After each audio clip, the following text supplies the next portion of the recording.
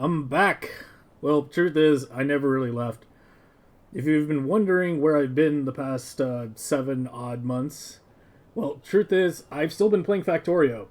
If you haven't been following the Twitch channel at what is now Twitch TV Stupid Fat Hobbit, and not the old SF Hobbit, then you've been missing out because I have been spending the past over half a year working on what we have called the Hamster Project.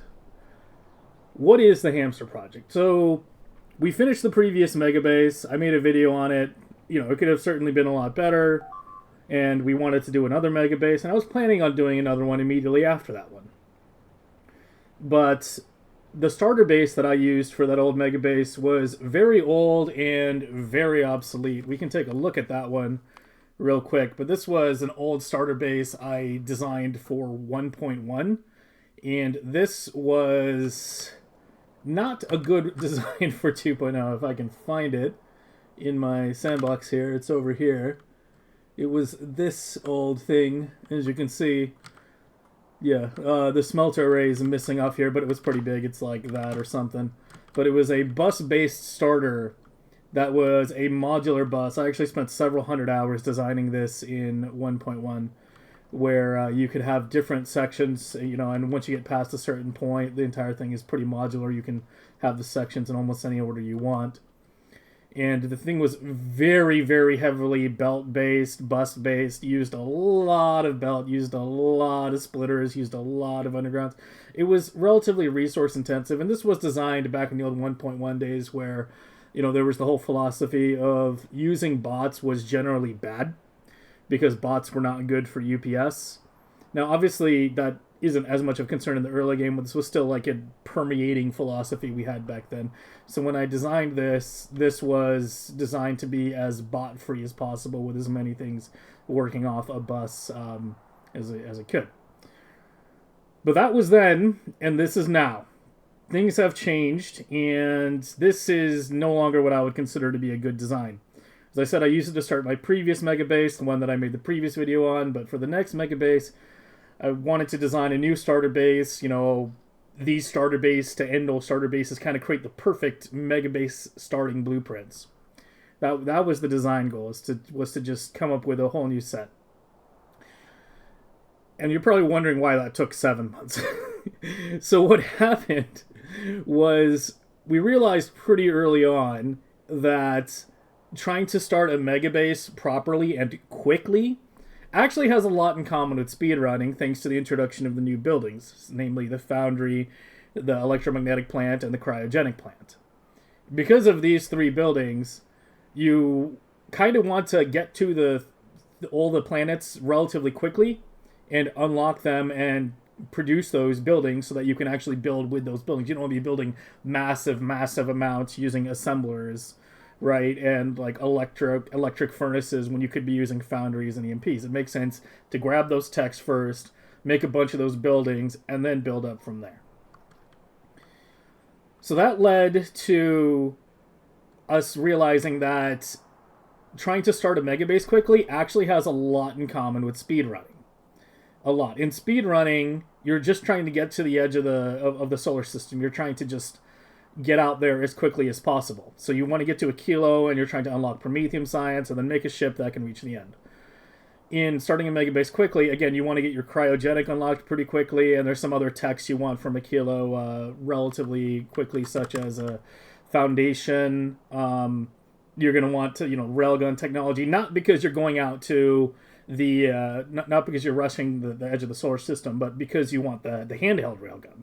So you can go to Vulcanus and just zap all the worms super easily. But you've got things like Foundation, Legendary Quality, on top of the cryogenic plant, which should need no further description of why that's a good thing to have very early on.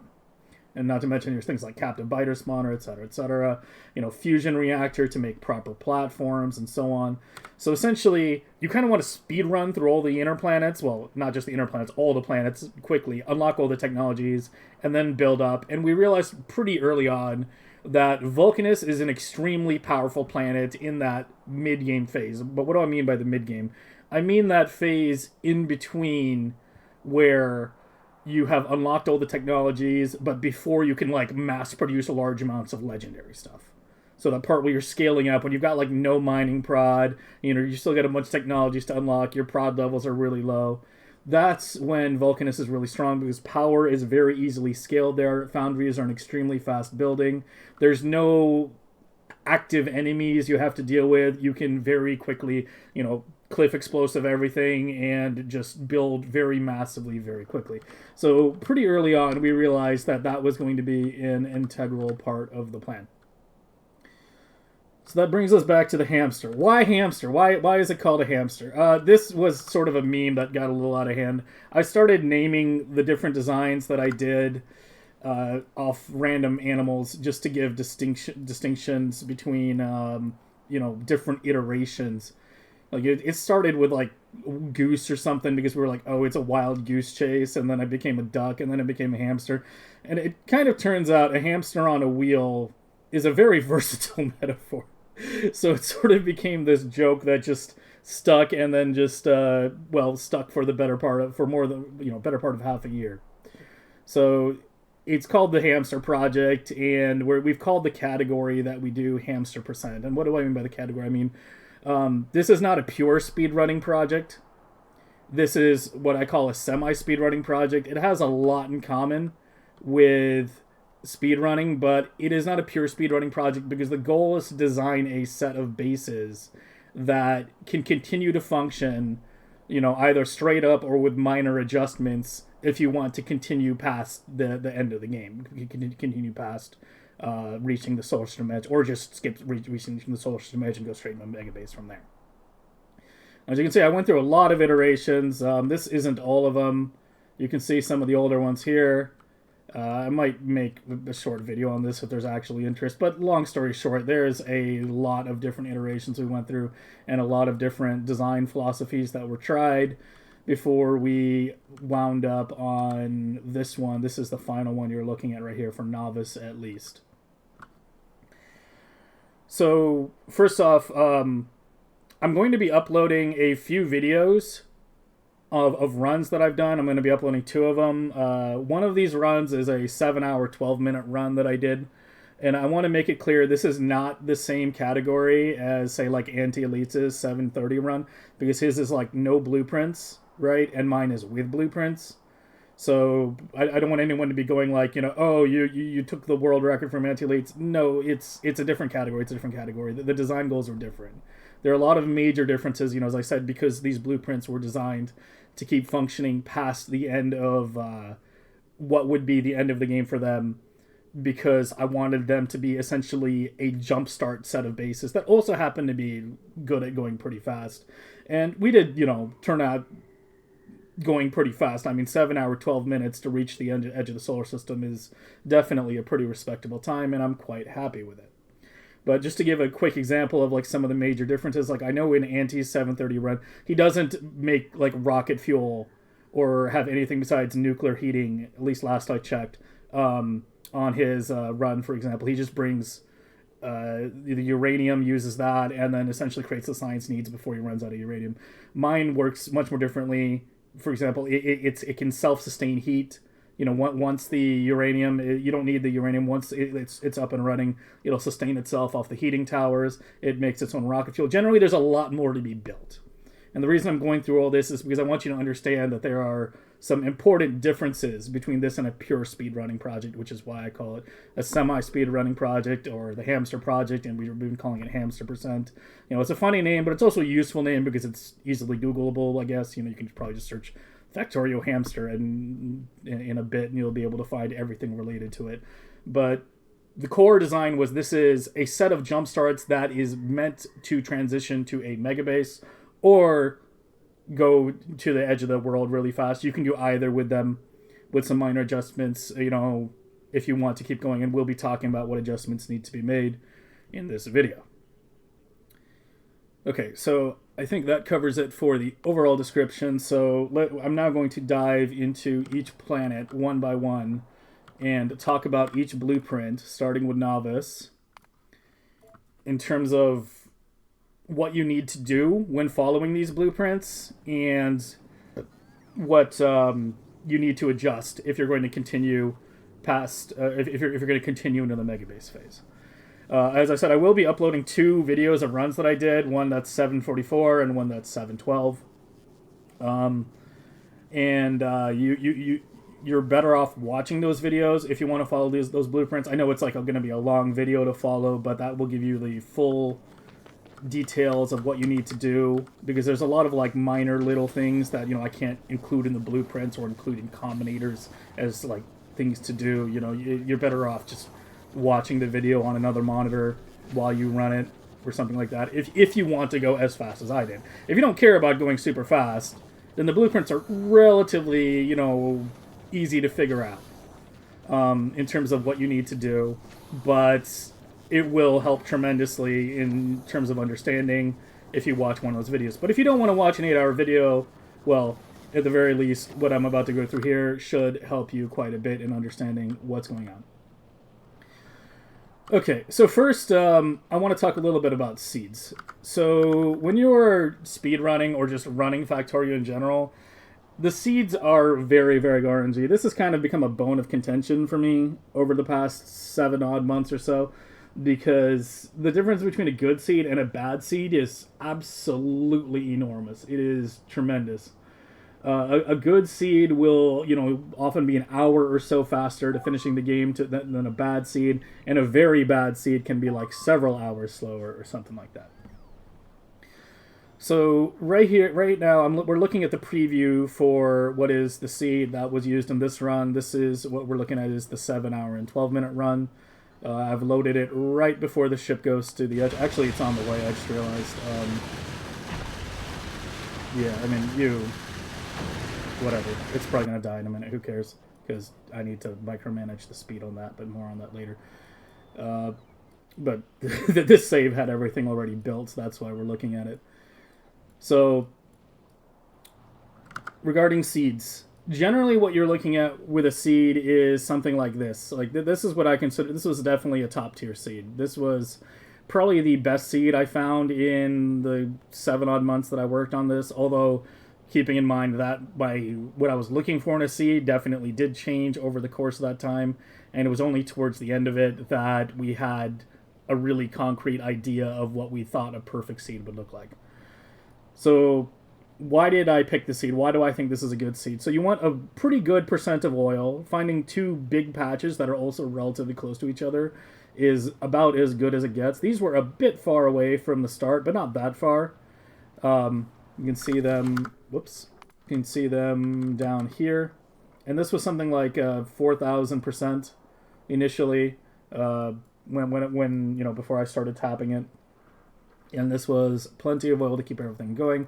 And you do want a lot of oil because we are pretty heavily off solid fuel power, you know, using steam engines and then heating towers later on once Gleba is unlocked in order to keep the base going. And we also have our original power plants down here.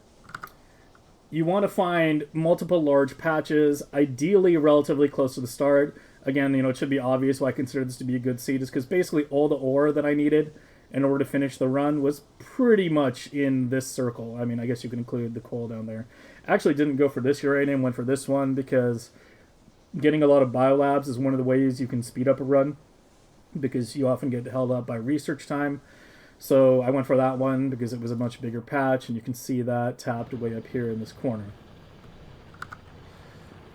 So generally, this is what you're looking for in a good seed. The rest should be relatively obvious, you know, not a billion biters around, ideally more forest, although this is kind of like a half forest, half desert. It's what I've been calling a chaparral seed, you know, kind of like that halfway deserty, like this area being like the chaparral area. It's not like fully desert, but it's not, you know, it's still got a little green, but it's kind of more desert than forest, whereas this area, you know, down here would be considered to be like pure desert.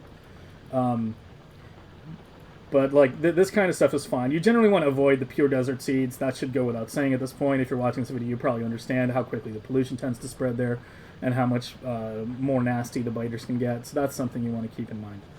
You know, having a nearby second coal patch is also good, you know, stone, etc. Because you're going to need to tap all of them because your starting patches are always going to run out pretty fast. If we look over here, well, okay, here the copper like stopped draining because I just ran my reinforced copper into the back of the original copper, so that means these have essentially stopped working. But yeah, these will drain out pretty quickly. I think if we look over here on the iron, yeah, this was the iron. As you can see, there's 2.9k left at this point, right at the end of the run. So in less than 8 hours, this is about 7 hours into the run, the iron patch will be completely drained, and that's without any modules in the original iron. So how many belts do we need? In addition to the basic starting patches, what we look for is 5 iron belts to the back, two coal belt or copper belts to the back, and then to the front side we need 3 iron and another 4 copper. That brings us to a total of 7 copper and 8 iron belts that are needed, in addition to 1 coal and, or well, ideally 2, but I think you can get away with 1 coal belt and 1 stone belt coming in to reinforce the existing patches. How many belts, when you're designing something like this, how many belts your base needs to function is actually a pretty important thing, because you can think of it in terms of how big your circle needs to be. Like, the more belts you need to have your base operational, the bigger your circle needs to be. As I said, like, I managed to get everything in this circle. Usually I would try to, find a seed where everything would fit in about a circle about this big or so. If we're going about like this big, then, you run into problems such as very, very high belt delay time. Like, for example, if your iron or copper is like way out here, then there's going to be a long belt delay between when you build it and it arrives. Your bots are also going to take a very long time to get down there. They're going to have to charge many times along the way. If it's not a straight line down by roboports, they'll try to fly down here and they'll go over here to the roboports. And they'll try to fly down again, then go to the roboports again, and the bot pathing is just terrible in that regard. And you also have a lot more area to cover in terms of mines, which means a lot more steel and explosives used, etc., etc. So generally, the smaller the circle you can make, the better. All previous versions of this design were smaller than this. This is the one you're looking at right now is the largest one in terms of total number of belts it takes. I was very determined early on to try to make everything work with as few belts as possible so he get set up as quickly as possible, because the whole idea is you don't want to spend a lot of time on Navis. You want to just get the basics of what you need to leave the planet and then just leave. And then we lean heavily on Fulgora for things like LDS and blue chips, because they literally sprout out of the ground over there. That was a core plan of this design from the very beginning, was that we would use Fulgora to heavily resupply and accelerate things. It turned out to be a very good plan, and eventually other speedrunners as well, also started running Fulgora first. So, yeah, I think it's pretty much, it's, maybe not 100% consensus now, but back, a year ago or so, there was more debate in terms of which planet is ideally first, but now I think it's sort of settled that Fulgora, Gleba, Vulcanus is probably the most ideal order, because even though you need the most research from Gleba, the impact Fulgora has getting it early significantly reduces the amount you need on Navis. It also lets you get your modules set up, much more early, because if you do these on Navis, you need a lot more belts again, which means a lot more setting up, a lot more, running belts all over the place, etc. We got our nice one river of ore here. This is basically all the patches that we need, well, minus the 1 copper over here, but this is this and that's basically all the ore we need in order to keep the base operational. All right, so a few quick things to go over when deploying Navis. Navis is the most complicated blueprint to deploy. I mean, Navis is just, there's the most to be done there. We spent by far the most time working on Navis and reiterating on things, testing things, etc., etc. So yeah, Navis is the one that's going to benefit the most from you actually watching a bit of a run compared to the other planets. But to go over, basic stuff, you start out, you get your burner city set up, you go straight into, after your burner city is set up, I do about 30 iron mining drills, 10 copper burner drills, and I think I was doing 32 coal, and then of course just the 4 burner drills surrounding a stone box for stone. You go into the coal power from there. and you do the standalones here.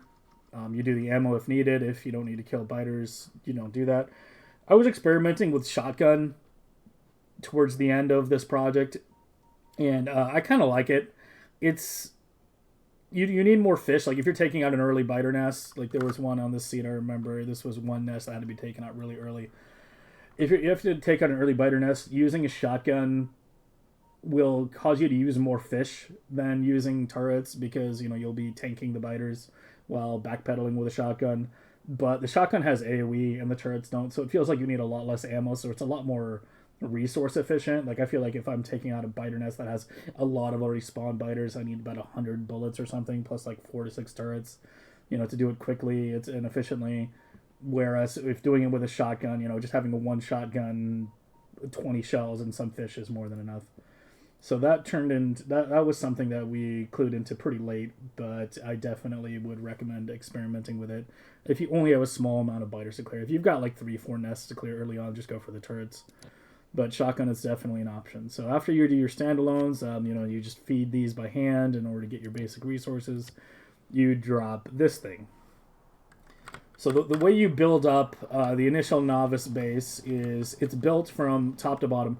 Now, one thing I clued into pretty early on was building around the lake. Turned out to be a pretty good idea.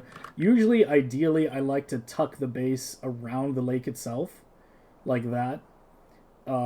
Mainly because there tend to be less trees around the lake, and it also made for very quick access to the coal power plant, which would be down there.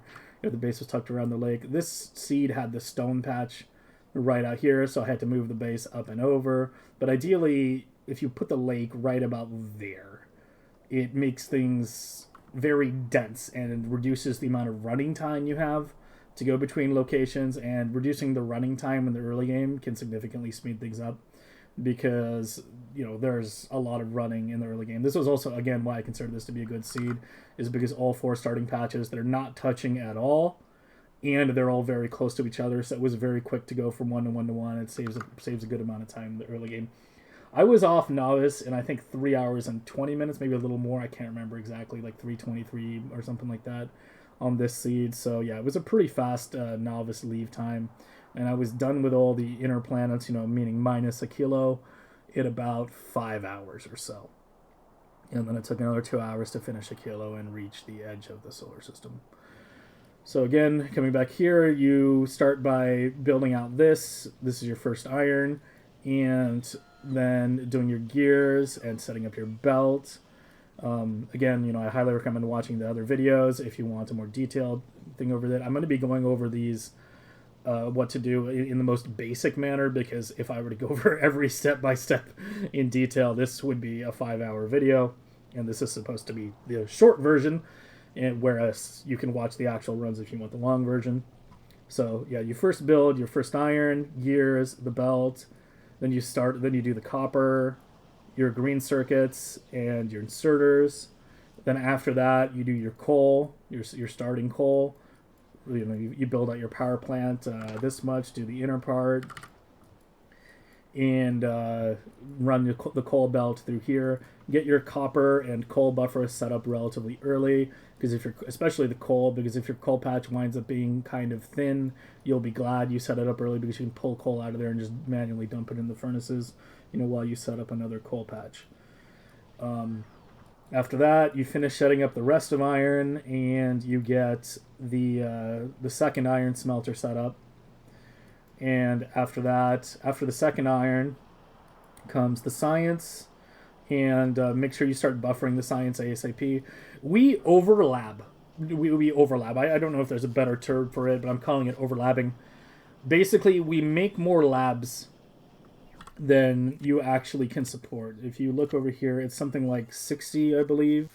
Yeah, 60 regular labs that are all made right there. And that is far more than this can support. But that's a good thing, because when you're doing this kind of run, sometimes you're gated by having to go actually start the oil mining, because you can't research oil mining unlock or oil drilling unlock.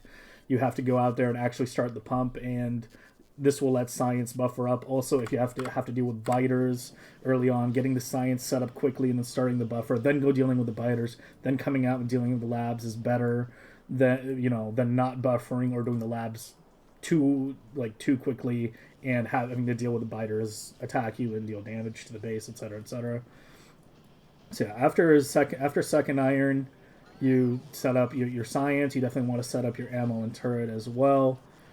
And then after that, you do your labs, which you can't see right now. Let me load an earlier save, actually. So yeah, let's load the... This was right when I finished phase 2 on this run. So you can see the old lab setup. There you go. And then after that, you go for the steel. And, generally you want to keep your handcraft queue going as much as possible, especially handcrafting things like mining drills and labs, especially those drills. Ideally, if you've done everything properly, by the time you're ready to go set up the steel, you should have about 150 drills or so, because that's how much you need to get about 5 belts, and ideally be going for a patch you can get at least 5 or at least 4 belts out of. I would consider 4 to be the minimum, 5 to be ideal. So you set up your steel. Well, you don't build this. Once you're ready for steel, you can start building it if you're still building mining drills. But then you go for what is the largest near iron patch. So even though this one was technically closer to the backside, I actually went for this one first because I wanted 5 early belts, not 4. This one actually was only able to supply 3. So we got our 5 belts, and we have them all running down here into the backside. Over here, 2 into each one. Everything takes 2. Everything takes 2. I mean, except stone. Although you could have it take 2, it doesn't matter. I mean, we always have way more stone than we need. This thing is, yeah, always has tons. Never, haven't had an issue with stone in a while. So you get your steel set up. Oh, and don't forget, do your mall before you do your steel. Before you drive out there, after you've done the labs, finish the mall, finish this section, and don't forget to connect this belt up here when you do your steel. Because that one's easy to forget, and you need that steel coming in to get your tier 2 assemblers and your chem plants made. There's also some early steel we make by hand in order to get a quick steel axe. Again, watch the video if you want to see the timing for that. But you basically put down like 10 stone furnaces, drop a bunch of iron in there, and make some quick steel on that. And that's the early steel you use for the early tier 2 assemblers on your red and green science, the blue, the gears. The green circuit assemblers do not need to be upgraded to tier 2, but the copper wires do. And over here we do the pipes, the gears, the belts, the inserters. I usually do these 2 as well. Make sure you do the ammo, the steel furnace, and all the grenades. And those are the ones that all need to be upgraded early to tier 2, usually done very shortly after you get your science and your labs set up. It's usually the very next thing, because you get your labs set up, you unlock tier 2 assembler, and then it's usually one of the first thing I research once I get these labs properly set up, and then deploy all those tier 2 assemblers to make sure those things are running at the speeds that they should be. Okay, so after your steel, you go for oil. You do just the bottom half first, which, as you can see in the blueprint, it was set to regular oil by default, and you swap that over later. I do some oil buffer tanks, and then we've got some product tanks over here, lube making, etc., etc., and the rest should be somewhat self-explanatory in that regard. After you get your oil, you get your sulfur. I usually do the batteries at the same time as the sulfur because I'm right in the area, and this takes all of like 20 seconds, and it's easy to forget if you go down here and start making everything, and then you're like, why are my bots not going? And it's like, oh yeah, I forgot batteries. So I usually do those 2 at the same time. Get your red circuit set up, then your blue science, then your robo frames. You can see we have a lot of robo frame makers because we make a lot of bots. We have 1,000 of each, logistic and construction, so we want those deployed quickly. We usually get bots going around the 2-hour mark, which is may sound a little slow. If you're thinking like you get bots going around the 2-hour mark and you're leaving Navis at around 3:20, it seems like wouldn't you have bots going sooner than that? What I realized, in some of my earlier runs, I had bots going really early, like around the 1 hour 30 mark or so. But what I realized after doing a fair number of runs was that there's no point in getting the bots early if you don't have any material for them to build things with. Like that's why it's important that you set up your big iron, with your giant 5 belts super early, is because you need a lot of material. This stuff sucks down incredible amounts of iron once everything's being built. So it winds up being better and faster overall to have your bots a bit slower, but have them be supplied properly. Upgrading furnaces. We use red belt in a few places. There is some red belt on a total of 5 red splitters that are used in the run. You want to upgrade all of these smelters to a red belt input. You don't need to upgrade the whole row. As you can see, if I go over this, it's about it's a little more than half. I always play a little bit safe and go a little bit past the halfway point. But you want to have the first half of each input belt upgraded to red on all of these, and then on the copper and iron ones, you want to have the outputs upgraded to red. And again, it only has to be past the halfway point. You can save a bit by skipping the first half over there. That's fine on yellow. For steel, only the inputs need to be red. The outputs can remain yellow because steel obviously produces a lot slower than the others do. I usually do those upgrades very aggressively after I get the steel set up. I usually do the stone immediately after the steel. But again, you should be able to figure that out. Do the stone right after the steel. And then you go do oil. And then when you come back from oil, immediately upgrade this to steel furnaces first, along with that input belt. And then upgrade this one. Then I usually do the second iron before I do the copper. Unless I notice the copper buffer, not very high. If the copper buffer is looking juicy, I'll usually do the second iron because that's overall the faster way to do it. But if the copper buffer's not looking too good, then I will do the copper one first. Otherwise, you do the copper third, and then the steel last. And this light will turn on every time there's 48 in there, which is enough to upgrade, one of these in its entirety, so you know exactly when there's enough to do another upgrade, etc. So that's a little useful light. Same thing on the belt. That's what that light exists for, is to tell you that, hey, there's enough red belt now to upgrade one of these. So when you see these 2 lights on, you're ready to go do an upgrade. This left section shouldn't need much explaining. It should be relatively evident from looking at it, how it works. A note on red inserters, because I know this is probably going to be a question of holy shit, why are there so many red inserters? One thing you realize pretty early on with speedrunning is that red inserters are doing this kind of configuration is very, very quick to lay down by hand. For example, if I have this down here and we remove the reds, when I'm placing them down, I can just go like that. Well, and up top. I mean, ideally you're going, ideally you go like that. You can see it in the run. And you can do that drag motion relatively quickly once you get used to it. And so that makes things a lot easier to lay down quickly. And that's why you see a heavy amount of red inserters in the mall as well, is because it also means I don't have to worry about switching between multiple types of inserters. I only really use the yellows on the red and green, on the sciences over here, and on, the labs are purely reds as well. Well, and on the smelters, but I generally, after that, I pretty much stick to reds as much as I can, and blues only really where it's absolutely necessary.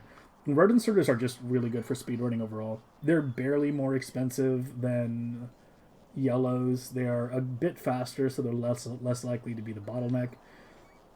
And it's very easy to just double up or triple up on them if needed, as you can see over here, on the Roboport, for example. I've got 4 over here, so I can double pull from each belt because I want these made fast, and these actually take a lot of material compared to how fast they craft. So yeah, red inserters is big for speedrunning, and you will see that in a lot of other speedrunners' designs as well. Red inserters are incredible. They're terrible in late game. If you're megabasing, you actually want to avoid red inserters as much as possible because they swing slower and are less UPS friendly than the other inserters. which are active for less amount of time and have a higher hand capacity as well. But in the early game, when UPS is not a consideration or an issue at all, you should be completely comfortable going ham with them. All right, so let's wrap up Navis here. So after you've gotten all this set up and your bot set up, that's the end of the stuff you build by hand. So basically, you're building, these, this, all of this, and then this section, plus that and that, this whole thing, and these 4 chem plants or so by hand. And I don't have the blueprint staged. This is something that has been talked about a lot, brought up a lot over the course of the run. And there have been good arguments put forward in favor of staging. But my thing with staging is that if I don't have the materials for something, but I have the materials for something else, like let's take an early game example. Like I'm building, let's say, the copper smelter, and I don't have enough yellow inserters. Like I'm still handcrafting the GCs or the yellow inserters themselves in order to make them, but that's the step I'm on. So rather than just sit around and just wait for the yellow inserters to be made, I will start laying down the next step. Like I will start laying down the belt and the furnaces for the next smelter, or something else. And so that's why I haven't staged the blueprint. Even, I haven't even separated from like bot versus early part. I might do that at some point, but yeah, I kind of never got around to it. So this is me just telling you which parts are bot built and which parts are hand built. But that's the reasoning behind avoiding staging. There are a few other lights I want to point out here because I know questions will be asked about them. There's some warning lights in terms of things running low on resources. Red circuits are a pretty vital resource on Navis. And this row uses up all the materials from this belt. Like there's nothing left over. So this warning light goes on just in case your red circuits are not running for some reason. Like if the total number of buildings runs below a certain number, you'll see a warning light pop up there. There's also warning lights on oil. You can see 3 green right here. Therefore, everything's good. If it gets too low, you'll see a warning light there, meaning it needs your attention. Warning light again if the qual gets too low. This warning light doesn't work exactly how I intended because it'll turn on when it's fully backed up as well. I'm probably going to wind up removing that, actually. I kind of forgot about that one. But that was before I had the copper runoff from over here, reinforce the batteries. Because this whole thing uses up basically exactly this copper belt. Like, there's just barely a little left over. But the batteries have to run off the initial copper because we need batteries and bots going before we do the later copper. So, yeah, that kind of has to be there. But once you get the later copper set up, it has plenty. So I'm probably just going to remove that warning light. It's worth mentioning at this point also that this has been a constant work in progress for the last 7 months, and I don't consider it to be completely finished either. The thing with speedrunning, or whatever you want to call it, hamstering Factorio, is that it's something I could keep working on this for the next year and still be making improvements, even up until the last runs that we did. We were coming up with new ways to optimize things and get the time down even further and just make things even smoother. It was the very last run that I did on that 7-12 run that I did a week ago. That was the first run we tried shipping plastic to Fulgora. Because if you ship plastic to Fulgora, well, plastic ships pretty well. And if you ship plastic to Fulgora, you don't have to shard red chips on Fulgora, because we don't shard LDS. LDS we want. LDS is a very valuable resource. And by shipping plastic to Fulgora, it means we're not sharding red chips. And it turns out, if you're not sharding red chips on Fulgora, you have shitloads of extra red chips, and that lets me ship massive amounts of red chips back to Navis in order to get, things like purple science going even faster. Although I do purple on both Fulgora and Navis, but more on that in a moment. So yeah, once you get bots set up, the rest will happen pretty quickly. In the default blueprint, only the first 20 of these are in the blueprint. That's to make sure they get the first part done fastest. But I usually do the first 20 or so by hand. Not even 20, but like eight or so boilers and steam engines. Because when you get bots online and you've got this thing fully expanded, oh, don't forget to fully expand your power around the time you go for steel. That's usually a good timing, either right before steel or immediately after you get steel. So you make sure you do the outer wings of the coal power plant, and also make sure you switch this thing over to solid fuel as soon as you can. We have our pipes running down here. I have kind of a pretty standard location for my pipes in this blueprint, with the water always being right next to the smelters and then light oil being the next. And if the crude oil happens to be in the area, it's the next one down. So we've got a pretty standardized layout for that. And that's what that looks like. And then over here, that brings us to the front end of the base. So you've got bots set up. So you're about 2 hours in. If you're going at the pace that I went at, obviously, you won't be going at that pace without practice. But once you're about 2 hours in, you've got bots going and they're being set up. And they're busy deploying like all these assemblers, all these furnaces, all the belt, yada yada. Usually what I'm physically doing with my character at that point is you go immediately set up a copper. And you want your first copper, the first 2 belts you get, to be running to the backside to reinforce that ASAP, because that's what the copper buffer is for. It's to buy you time, because this basically needs like a red belt of input, but your starting copper patch will never be able to supply a full red belt, aka 2 yellow belts of input. So it's important you reinforce that ASAP. That should be, if this is the first of your non-starting patches you tap, your copper should be the second. So you tap this right before oil, with your big 4 to 5 belts. Oh, and I should mention, if you can only get 4, the one you skip out on is this one. If you only have 4 iron belts, you skip it. But then once you get after the bot stage, you should reinforce that ASAP. But that will slow you down quite a bit. You will find your maul will be a little bit starved. You can alleviate that a bit by pulling iron out of the buffer and manually putting it in buildings. But that's why having 5 total iron belts is overall makes the run a good bit faster. So you've got your 2 copper belts to the back, as you can see, and then we run 1 to the front, and then we have another 3 coming from this patch over here. That combines to the 4 copper belts to the front, and that is the next thing you set up. So, as I said, first the rear copper, then finish the front copper, because you want those blue circuits going ASAP. And they have their own dedicated, GC and stuff. You can move some GC.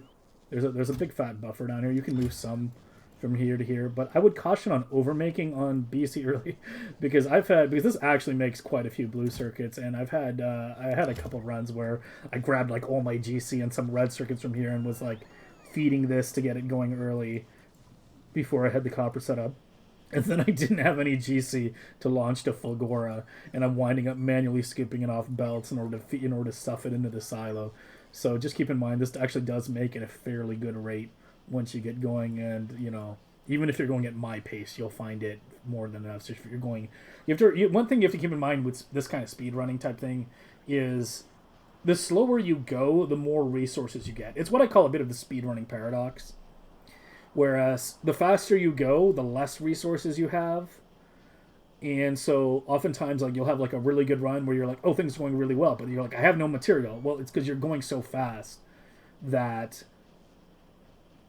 stuff hasn't had time to make. It hasn't had time to buffer. And that's when you wind up revisiting the design and potentially adding more belts, etc., etc. And that's how we slowly went up to the belt count that we did. The earlier versions had a much smaller second smelter end over here, and those just kept slowly expanding. It used to be only 2 copper, I think, then eventually became 3, then 4, then it used to be 2 iron, then it became 3, and so on and so on.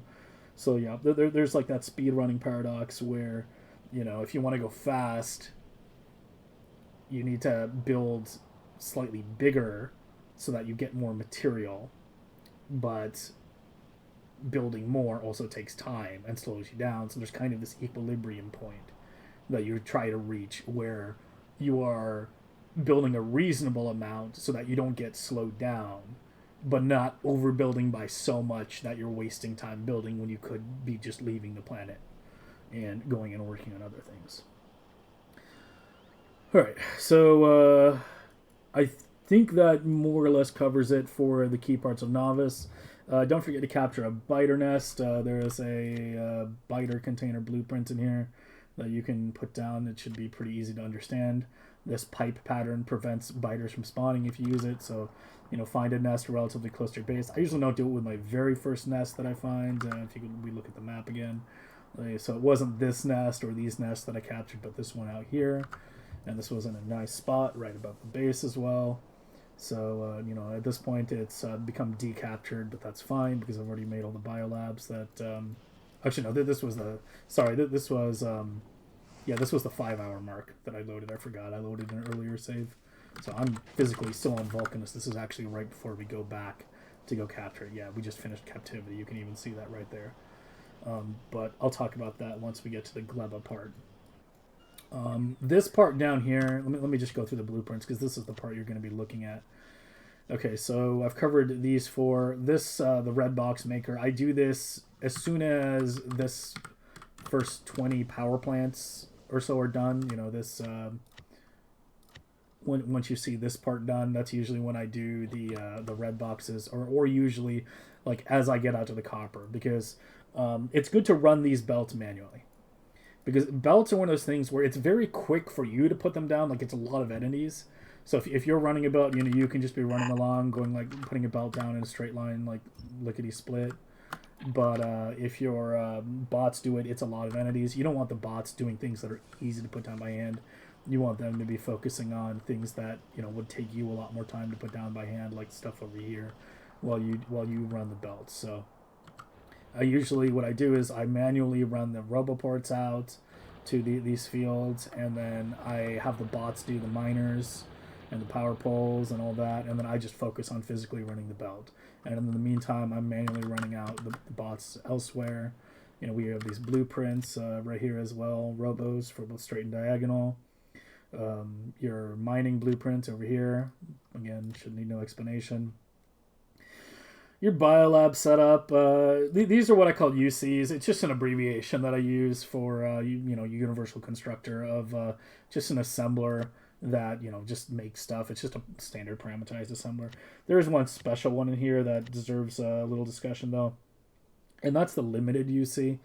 What this does is it normally, if you use the normal UC, it's going to, like, and you tell it to say make 10 let's just say let's say 10 like exoskeletons or something.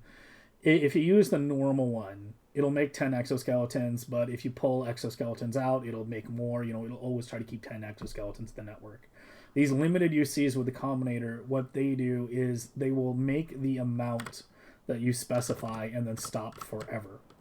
So if I put this down, you can see it asks for the item, and then you put a limit, how much you want, and as you can see, that's where the number is. That's the number you want to change if you want it to make more. And then if I happen to put down those 19 power poles, it will not make more. It will make 19 and then permanently stop forever. The intention is that you eventually deconstruct them once they've made what you want to make. These are useful in when you're making something that's relatively resource intensive. Things like nuclear reactors, probably the best example of that. As you can see, I have this capped at 5.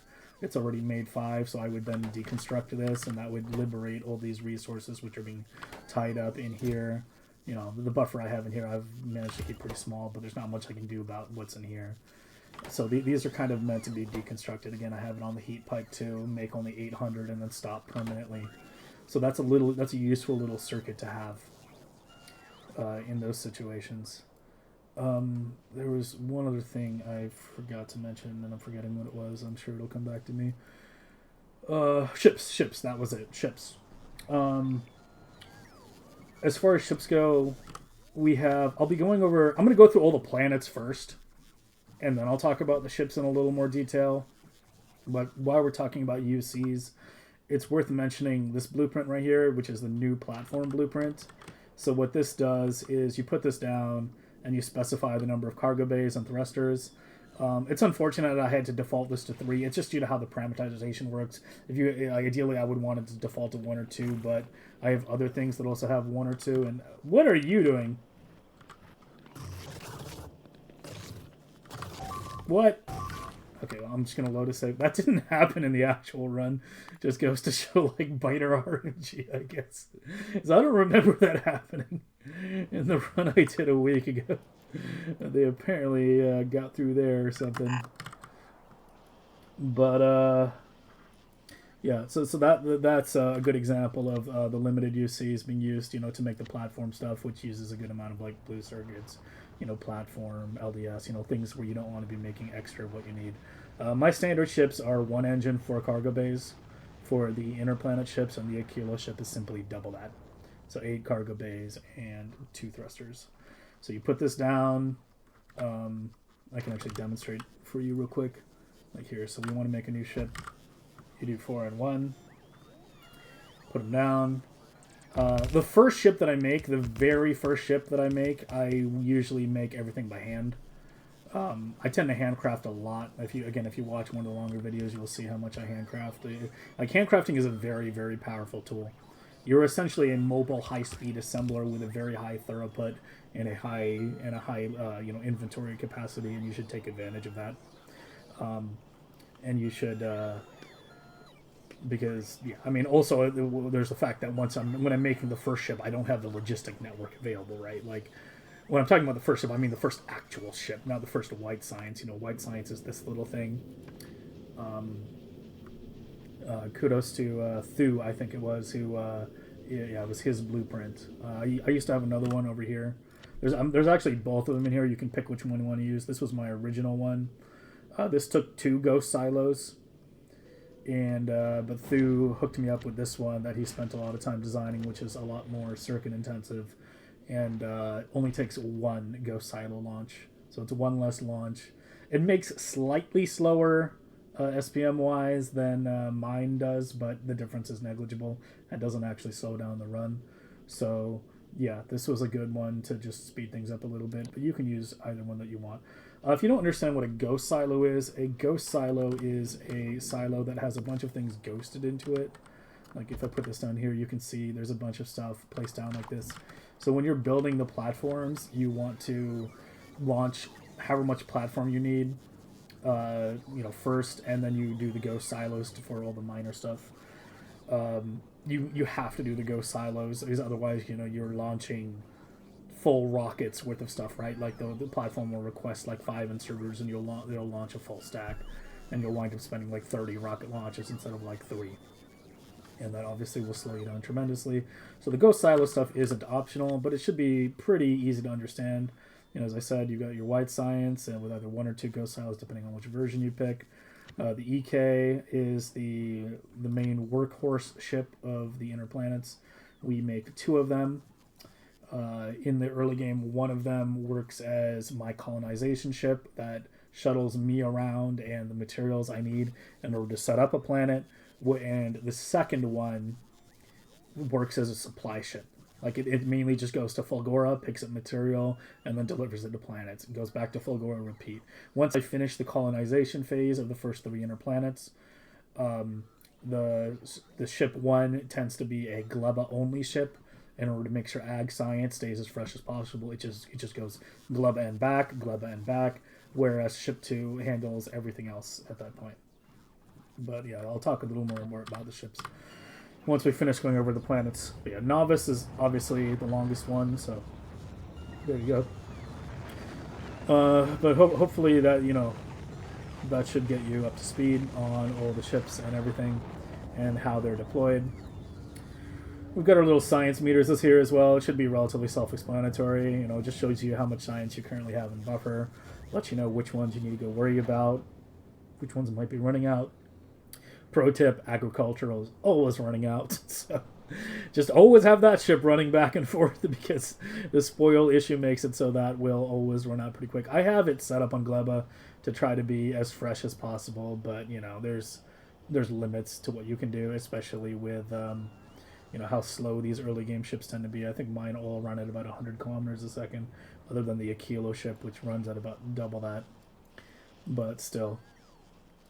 So yeah, you can see down here, now that everything's been made, all these lights are on, the lights light up once they're all made, and then you can just Alt-D that, and then go and deploy, you know, well, you deploy that on the platform itself, but I can show you real quick, and you just go 1, 2, 3, 4, and you can see all the materials we get put in, and now that we've made all the stuff, you know, you see now it's got the asteroid collectors and everything. You know, these come from the purple science stuff at this point in the game, although the very early ones I make by hand. We usually make about 5 by hand, but again, I'm not going to go over the exact numbers of everything I handcraft in this video. If you want to see that, again, watch the longer ones, and you can see everything's ready to go. You launch all those, and boom, your ship is ready to go. These blueprints will tell you how much platform you need. This will take 2 launches of platform. This also takes 2 launches of platform. This takes 4 launches, and you ideally want to be going for around level 5 physical proj and speed weapon upgrades. You can get away with 4 going to Fulgora. Just kind of keep an eye on it and maybe slow down if you see a ton of asteroids. But yeah, once you get level 5 of both, it will go between planets just fine and not take any damage. You know, as long as it's properly supplied. More on that later. This section down here is the Post-Gleba stuff. We've got... Well, let me finish going over the NAUVIS stuff. Yeah, the uranium, you know, I already glanced at once, but it should be, again, relatively self-explanatory. I've been meaning to expand this design. I kind of just keep winding up manually expanding it. Like, that's the original blueprint right there, but if you've got a big patch, you know, you can add a bit more on the end. A few more, maybe throw down another beacon or 2 down here if you want. That kind of thing. Get a good amount of uranium. We don't do Covarex, at least I haven't been doing on these runs, although if you're going to continue the run into a Megabase, then Covarex is probably going to be something you're going to want to get going relatively quickly after you're finished with Aquilo and everything. But I wouldn't consider it to be a super high prio, because uranium tends to take forever to run out, and this will produce enough to get your initial biolabs going, and then some, and even get, you know, a nuclear power plant going if that's what you decide to do. Yeah, this didn't get connected at that point, but that's a whole other story. Okay, I think that covers everything for NAUVIS. If I've forgotten anything, I'll try to add it in a pinned comment in the YouTube video, but as I said, NAUVIS is the most complicated blueprint. So, yeah, there's a lot to go over, a lot that's easy to forget, like a lot, you know, little things, but generally that's the gist of it. On these sciences, and as well as the later science modules you put down, there's a switch you can override. This light over here, I'll just show you, like right there. Green means, if it's green like that, that means it's activated normally. That means, like, basically they're circuited, so for example, yellow science will only activate if blue science and LDS is over a certain threshold. So if you wanted that to activate when it's below a threshold, you can flip this switch, and that will turn on the orange light as well to let you know that it's an override mode, and will be running regardless of how much material is in the buffer. Otherwise, you'll see either a red or a green light, depending on whether it's active. In fact, I'm better off demonstrating it over here, but as you can see on the purple, it's off right now, red, but if I flip it to on, it'll show it's now engaged, but the orange light indicates it's in override mode and not just normal operation. So that means it will force it to be online. This is, if you see, if we look at this, you know, it's showing we have plenty of steel, but the red circuits is below the threshold, so it's disabled. But yeah, these switches are very useful in speedrunning when at times, you know, you just don't care about keeping stuff buffered to produce other things. You're just, no. Just use every last bit to make this right now because we're almost done with the run kind of thing. This part is kind of Gleba related, but it's deployed on NAUVIS, so we'll talk about it now. After you finish Gleba, you need to deploy this book, which consists of the Post-Gleba UCs, the gray, the yellow, the purple, and the tower turbines is what I call them. The Post-Gleba UCs are these right here. This is just all the things that you need for after Gleba is done. You know, capture bot rocket, rocket turret, the heating tower related stuff, etc. The nuclear reactors for Aquilo and the Aquilo ship. I usually deploy 2 gray blocks, 4 yellow blocks, and 3 purple blocks. Seems to usually be about a good number. But that's probably a little overkill. I could probably cut that down maybe a little bit, depending. But it's better to have more than you need than not enough, right? Because it's all circuited anyway. And if you have enough, it'll just make everything you need really quickly and then shut back off again like it should. All right, so that covers it for Navis, I hope. As I said, if I've forgotten anything, I'll put it in a comment, or I'll just mention it later in this video if it happens to come back to me. But that should be more or less everything for Navis. Oh yeah, the 5 red splitters I mentioned, when you upgrade these, one goes here, one goes here, one goes here, and the other 2 you just drop in storage. And that later get deployed here and here by the bots, since we don't make splitters manually, but you only, or automatically, but you need only 5 total. So usually when I'm making these is when I do the other 3. Okay, let's. I want to load a later one, and let's look at the other planets now. And this should be a bit faster, I promise. Okay, so Fulgora. Okay, so when you're looking at Fulgora, you want to find an island. If you're using like a preview tool, like the one Anti-Elites wrote, the exclamation mark preview in my stream will get you a link to that. You want to look for an island that looks something like this. This is the island here that we picked for this one. This had about 1.2 million scrap.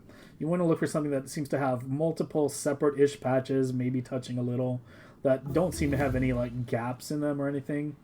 And those will generally be the better islands you want to look for. Like this, might be okay, that might be okay, and so on. Something like this is bad. But there's 3 sizes of islands on Fulgora. There's the tiny ones with a lot of scrap, the big ones that usually have very little, and the medium ones, which, well, have a medium amount of scrap. You want to go for one of the medium islands early on. You can sometimes get lucky and find like a really big island that has a lot of scrap early on, and you should take that if you see one. But you're generally looking for an island that has at least 1 million scrap. We bring a car to Fulgora, or to be more specific, we bring 8 engines to Fulgora when we come. Let me, now is a good time to pull these up real quick to show you. So these are what the colonized groups look like for each of the 3 planets. And so the way I've set these up is the first row are things that are automatically launched. The second row is usually things that are either manually launched or launched from Fulgora. You should be able to tell by the request amounts and the planet they come from. Like this is clearly less than a rocket. Like these are meant to be, I usually launch these and these together, and then fill the rest of the rocket with iron. Same with the engines. I drop 8 engines, fill the rest of the rocket with iron, and send those off that way. Then once the manual launches are done, then you enable automatic requests here, and then automatic requests are on the silo as well, and you can let the bots handle the rest. You need to do the manual launches before you do the automatic, because there's this bug where if you fill a silo with a mixed launch, like let's say you're launching 400 red circuits, 100 blue circuits, and a bunch of iron, and on a silo that doesn't have, that you're filling manually, and you have this checked, if you have this box checked, then what'll happen is once you have that stuff in there, it'll launch automatically, but it won't launch the whole 100 red circuits, 400, or 100 blue, 400 red. It'll launch like just the 400 red. The rest of the stuff will stay in the silo, but it will just launch the 400 red, and then it'll launch the 100 blue, and you'll wind up spending 3 rocket launches instead of 1 to achieve the same effect. So it's very important that you do the manual launches first. So that's basically what they look like. Everything on Vulcanus there are no manual launches for Vulcanus, because by the time we get to that point, I'm focusing on other things. There's no manual launches on Gleba either, although we do get some stuff from Fulgora. So it's only for the first planet we visit, Fulgora, that you need to worry about doing a couple manual launches, and then everything else, you just send the ship back, check the box, it fills the rest. Gleba gets a bit of stuff from Fulgora, which, works out nicely because the ship has to come to Fulgora to pick me up from Fulgora to take me to Gleba. So when it comes to pick me up, we launch these 3 things, and then we go to Gleba to continue the run. Vulcanus does not have blue chips and LDS. You might notice that's because ship 2 is the one that brings it. By the time we are going to Vulcanus, ship 2 is fully up and operational. It's delivering blue chips and LDS to everybody. So that later comes, once I'm on Vulcanus, it'll come drop 600 blue chips, 400 LDS, and I will then do the silo at that point from there. Again, it might sound like a broken record, but watch the longer video if you want to see a detailed example of how that's deployed. Okay, so talking about Fulgora deployment here, really quick. So Fulgora deployment is actually relatively straightforward and pretty simple. Once you find your island and you go drive to it and set things up, you want to, we have a book for everything. This is Fulgora. Fulgora comes in a bunch of parts. So let me put that on my bar right now so I can demonstrate it to you. So the first thing you want to do is put down the starter. This is, here, I'll do it out here so the bots don't do it. Okay, I can't do it out there because... Here, we'll do it here. There, now you can see it. Because it's a little harder to see in here. Actually, you can see it pretty clearly in here. But yeah, that's the starter. That's the first thing you put down, is these assemblers and the first set of accumulators. And you're handcrafting, all the inserters, assemblers, etc. to start. Get some more accumulators down. Once you have that down, you go to the steam. Usually do 2 steam. We went up to 3 steam towards the end. Probably isn't a bad idea. You don't do them all at once. You do 1 steam, then you do a bit more, then you do the 2nd steam, then you do a bit more, then the 3rd steam. But you want a couple steam. It helps things out quite a bit. And you want to squeeze in accumulators wherever you can, but you usually do that a little toward the end, once you've got everything else down, because we do actually build quite a bit on Fulgora. So after your steam, usually put down a few scrappers, not too many, like maybe just about this many or so, like in about like that block or whatever. And then after that, you go to step 4 and is recycler, because that has to be done relatively quickly. The recycling center is pretty important because this is what turns gears into iron. It turns your blue chips into green chips as needed, and so on. As you can see, it's doing that right now to make some green chips. So if you do this too late, you can wind up kind of screwing yourself in a sense that, like if you do too many scrappers before you do these, you can kind of like mess yourself up a bit and have to wind up, deconstructing things and moving things around. So that's why you don't want to do too many scrappers. You maybe do like 20 or so, 10 or 20. 20 or so is good, and then do your recycling center after that. And then once your recycling center is down, then you just put down a ton of scrappers, like everywhere, where the scrap is. Get those going down quickly, a lot of them really quickly, so that you have a very high amount of throughput coming in.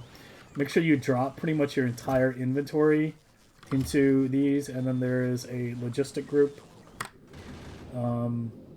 that I can just... Well, I mean, the logistic group actually comes from here. But these are the 3 logistic groups that we have, where, there's a bit removed from here right now because I tend to pull things out as I don't need them anymore, but if you use the blueprints fresh, there'll be more in there. And this will be the stuff that you wanted to bring to you. This currently has high numbers on these because I was, I built the silos off that, but usually those numbers are a bit lower. So you get your recycling center down, and then, whoops, that's not the wrong group, right group. And then after your recycling and you've got all your scrappers down, you get the main section down, and that's the liquids section. And this also includes your science. So this, has a heavy oil connection. We put it near the shore, ideally. Usually in the default blueprint, you will see that it makes your starting EMPs, and this, I usually let it make 2 out of there right away. Then you right-click it to deconstruct it. With your bots disabled, make sure you put 1 EMP here, and then place another one here, and I usually set this to, make EMPs if EMPs equal 0. And that's your EMP maker, and that's a little manual step you have to do. And, yeah, the rest of it, just keep handcrafting things. I handcraft the assemblers and the chem plants, and like the red inserters, but again, you can handcraft like red boxes and stuff to help speed things up as well, because the base tends to sometimes to be a bit slow on that. Once you get your liquids down, you're going to want to get your bot expand down. This makes extra robo frames because Fulgora needs a ton of bots to work. As you can see, we're up to 1,000 bots right now. I think that's the cap. right there. But yeah, like it's a very bot heavy Fulgora. I did originally try to do belt-based designs. You can see like way back here, yeah, you can see these are some of my old belt-based designs. I spent a very long time iterating and working on these belt-based designs, different versions of it, before I finally gave up and went bots. So I did try very hard.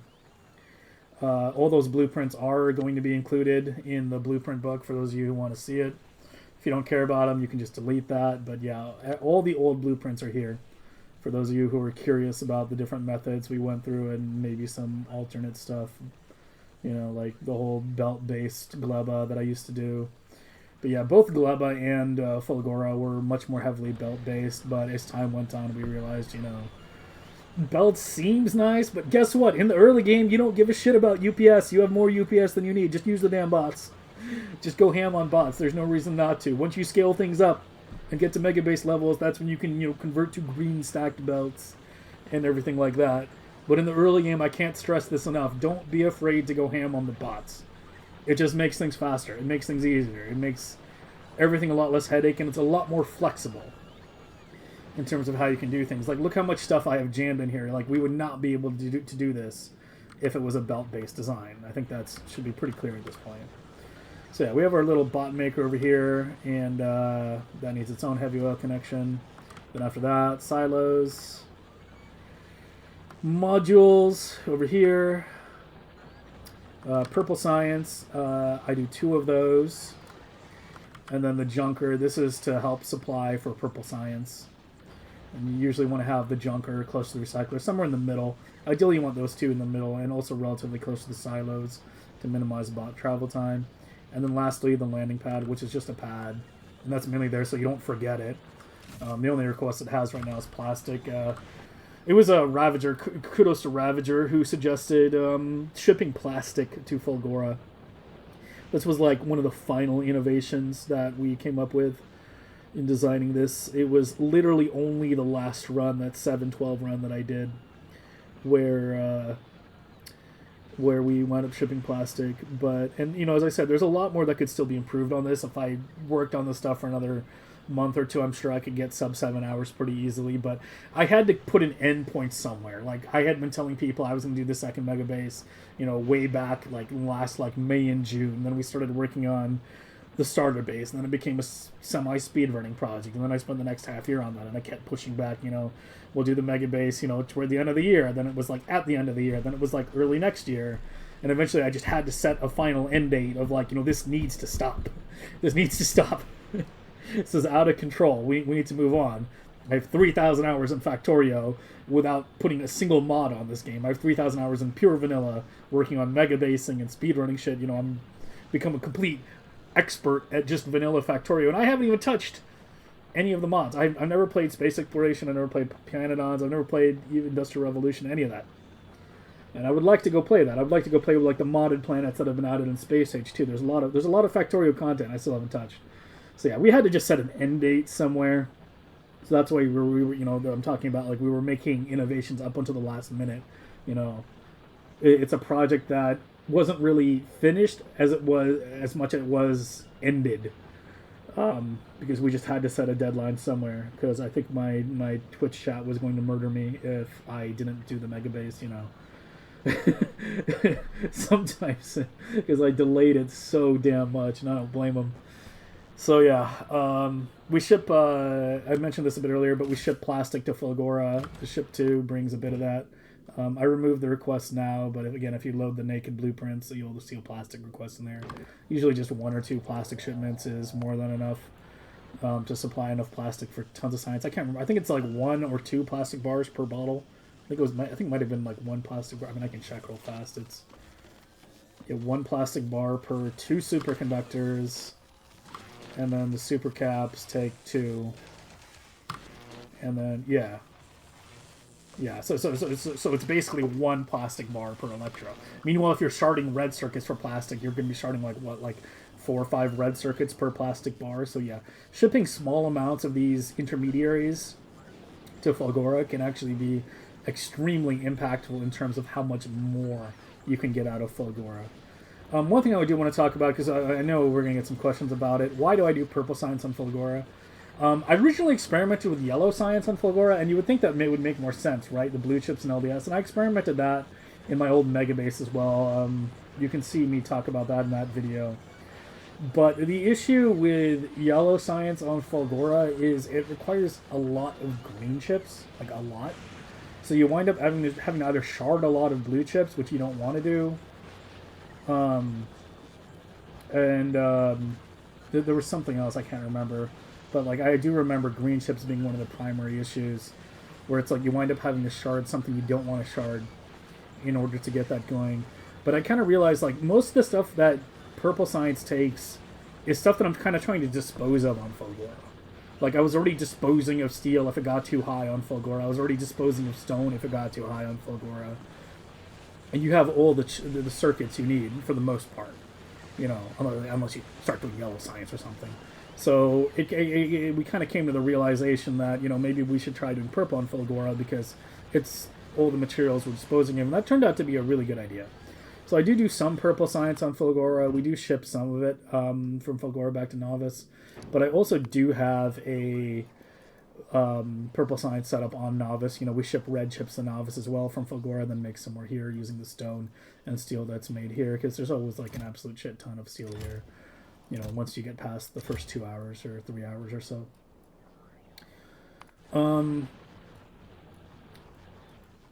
Okay, so this is what we're gonna do here. I'm gonna run through the other 3 planets really quick, and then we're gonna talk about how to modify them for extending the run. I'm gonna go do that all together at the end, probably right before we talk about the ships. So it'll be a bit easier to follow, hopefully. But yeah, that's basically it for Fulgora. Once you've got it all set up, you know, you launch your things for Gleba as well as yourself, and you go to Gleba.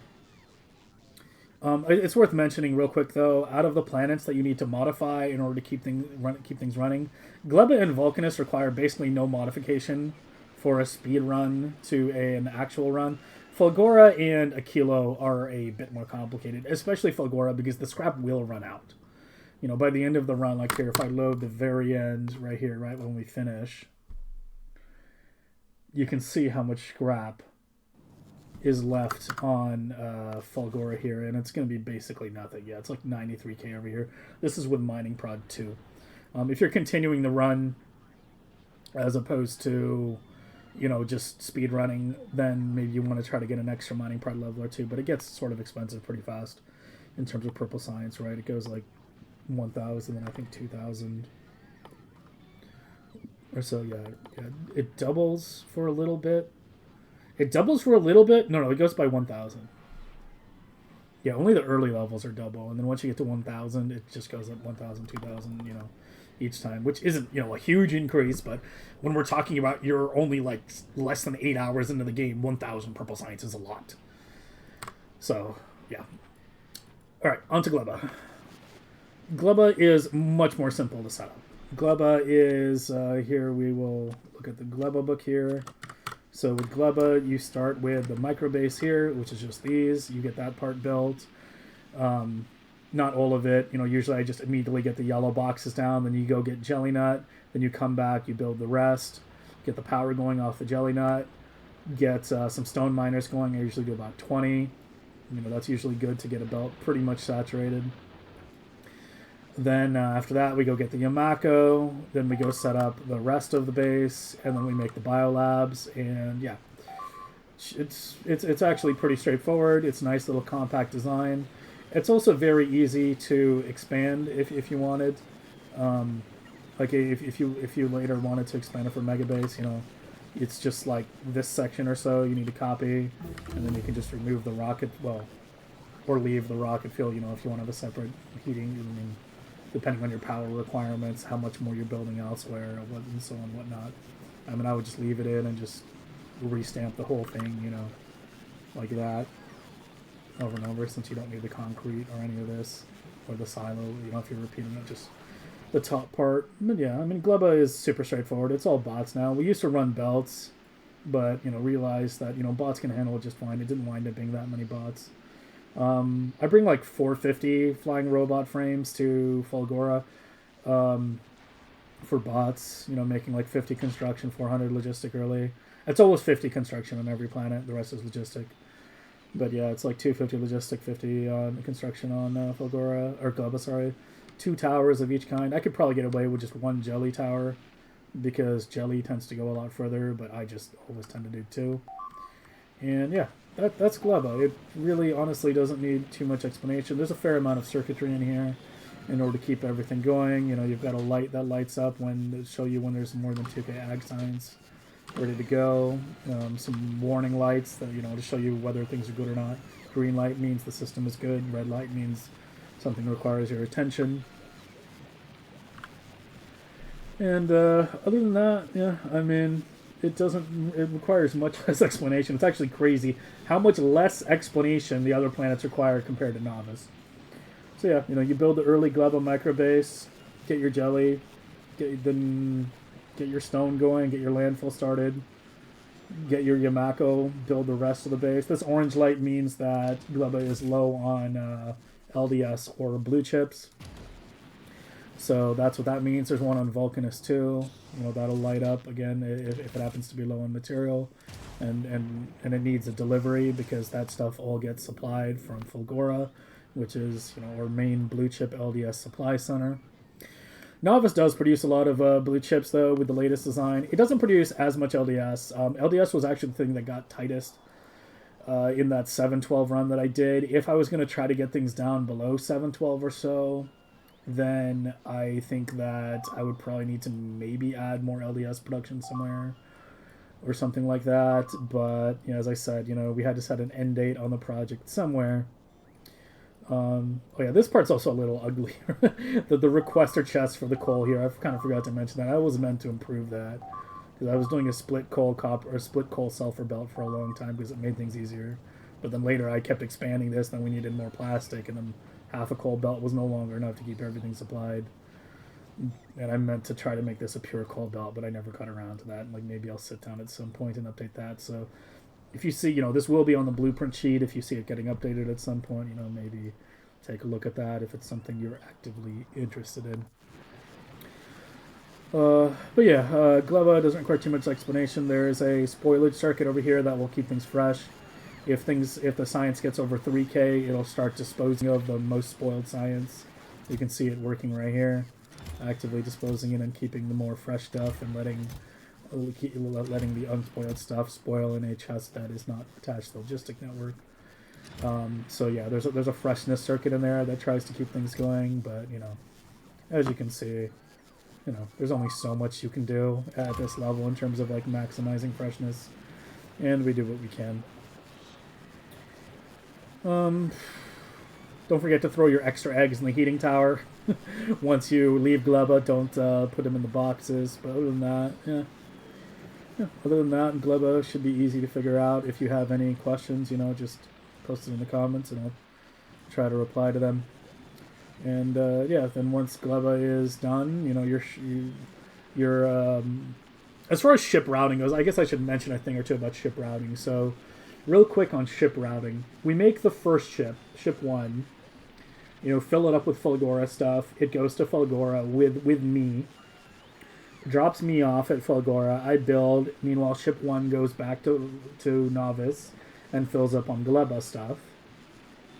Then after it fills up on Gleba stuff, it comes back to Fulgora, picks up the remaining material, picks me up, takes me to Gleba. By around this time, ship 2 should be either complete or nearing completion. You know, usually immediately after you're done launching all the stuff for Gleba to ship 1, you start making ship 2, and it should get going pretty quick. One little thing about the ships, you can get them going a bit faster if you manually set it to make carbon first and then set it to automatic recipe. Because what happens is it'll do like metal, then ice, then carbon, but ice tends to be slower. So what it'll do is it'll get some ice, it'll have some water, but it'll be waiting for more ice and won't go to carbon. You know, so if you just make some carbon quick, like I always meant to improve the circuits there to get it started a little bit faster, but, you know, I just wound up, you know, doing that manual hacky workaround, right? You know, you just disable set recipe, set carbon for like 2-3 minutes, and then you should recheck the set recipe, and that'll get it started a wee bit faster if you're really looking to min-max things. There's going to be lots of things like that. If you're looking to really, if you're like, if you're more interested in my blueprints for the speedrun aspect than for the megabasing aspect, if you're actually really caring about getting your time down, then you're going to want to watch one of those longer videos and keep an eye on all those little tricks that I do to speed things up. There's too many to just mention all of them, but that's an example of one of them. So yeah, going back to the ship routing. So ship 1 comes with us to Gleba, drops us off at Gleba. Meanwhile, ship 2 is finished and is going to Fulgora to load up. Ship 1 goes back to Navis, loads up with the Vulcanus material, comes back to pick us up. And around the same time it comes to pick us up, ship 2 comes from Fulgora with the tier 2 modules, drops those. We have a request that's usually in the rare default. It gets removed. You can see it if I restamp. You can see that group. It requests exactly how many modules it needs and not anymore. So what happens is when the ship arrives, you check this, wait till you see these 2 light up, and then you uncheck it. Well, you destroy the group completely, actually. So that it doesn't drop extra modules, because you want all the remaining modules to be going to Navis for your biolabs. And yeah, picks you up, it goes to Vulcanus. Meanwhile, ship 2 goes back to Fulgora, loads up even more. Then, ship 2 comes to Vulcanus. That's the Aquilo ship. That's, yeah, because it was the end run. Don't mind that. So, meanwhile, ship 1, took us to Vulcanus. We set up Vulcanus. After ship 1 takes us to Vulcanus, ship 1 goes back to Navis to pick up more iron, and then goes to Gleba. Ship 2 is what comes from Fulgora to Vulcanus to drop off the blue chips and the LDS, and then pick us up and take us back to Navis. Oh, at this point, I actually can't believe I haven't mentioned this already, but I guess I should. Better late than never.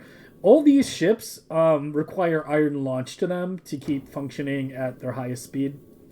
We realized pretty early that in order to actually make enough iron on each ship, in order to have each ship be fully self-sustainable, would require a much, much, much larger design. And space platform is a relatively expensive thing in the early game, and we realized, that it's much faster to have this kind of hybrid design where it can make some iron, but it mainly requests iron from planets, either Navis or Fulgora. Ship 1 only requests from Navis.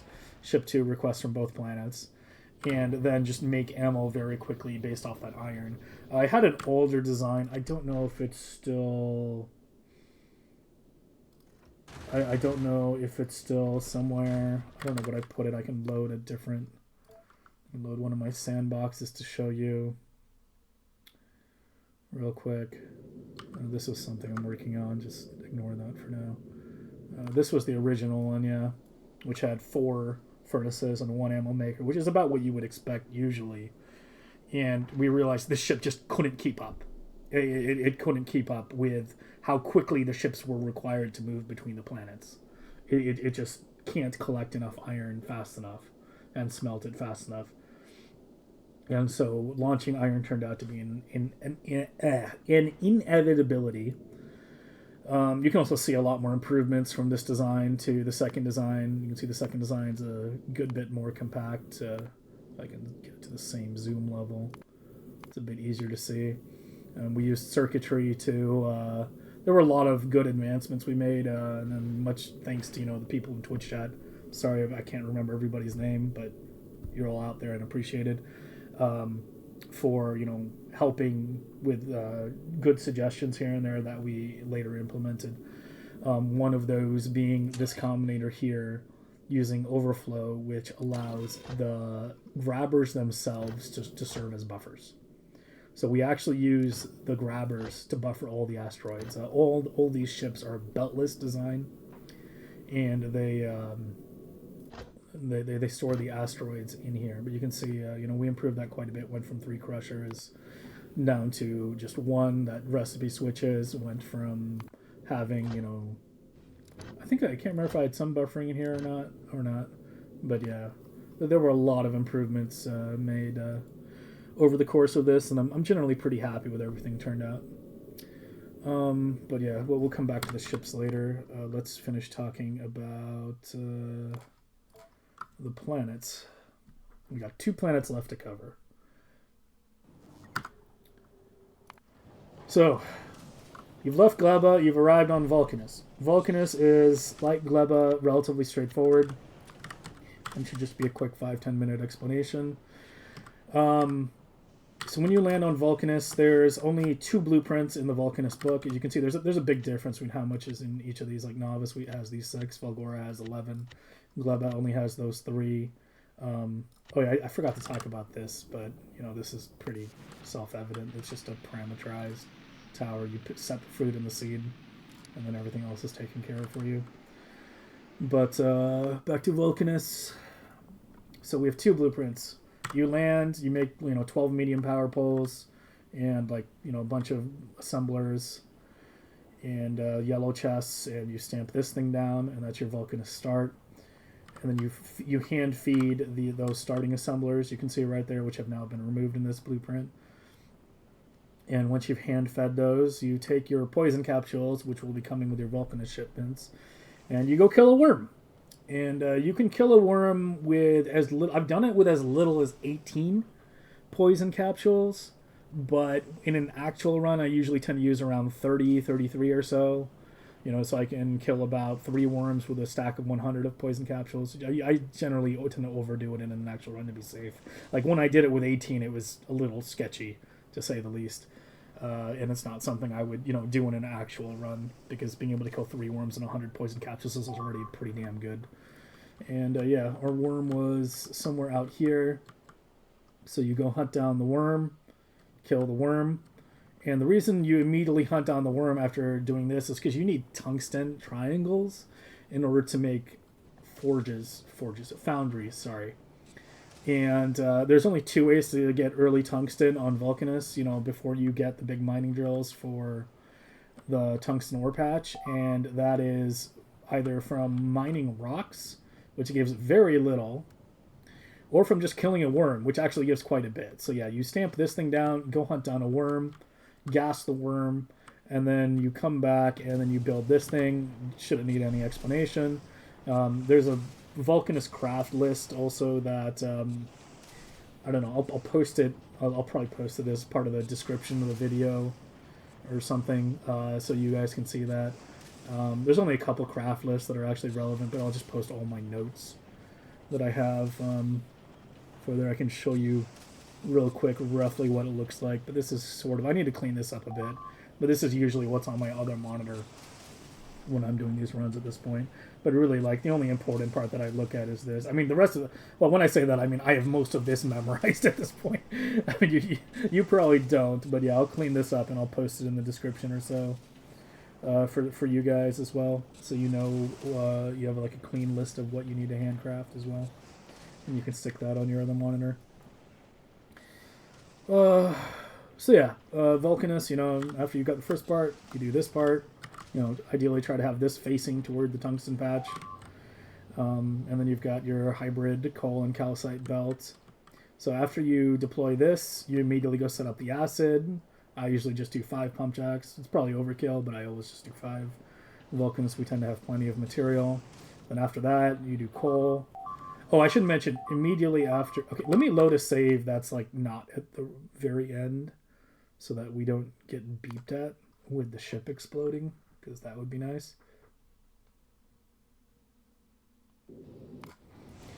So immediately after you do your acid, you want to take all the carbon that you have. Oh, and speaking of carbon, I was going to mention this and I forgot.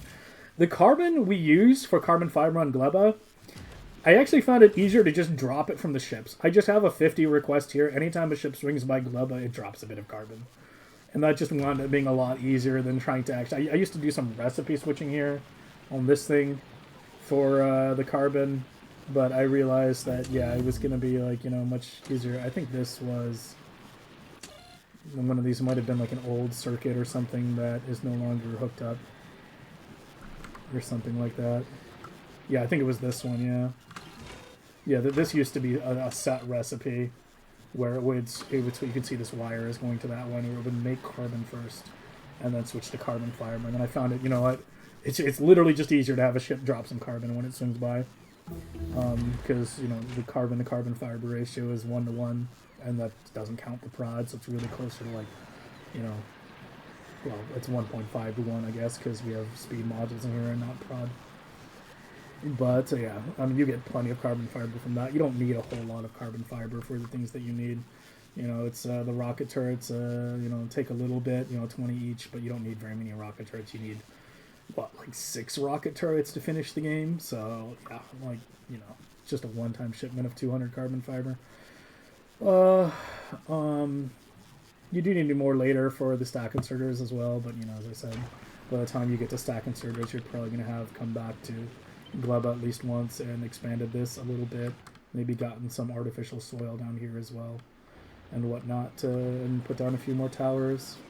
Oh, one thing I did forget to mention.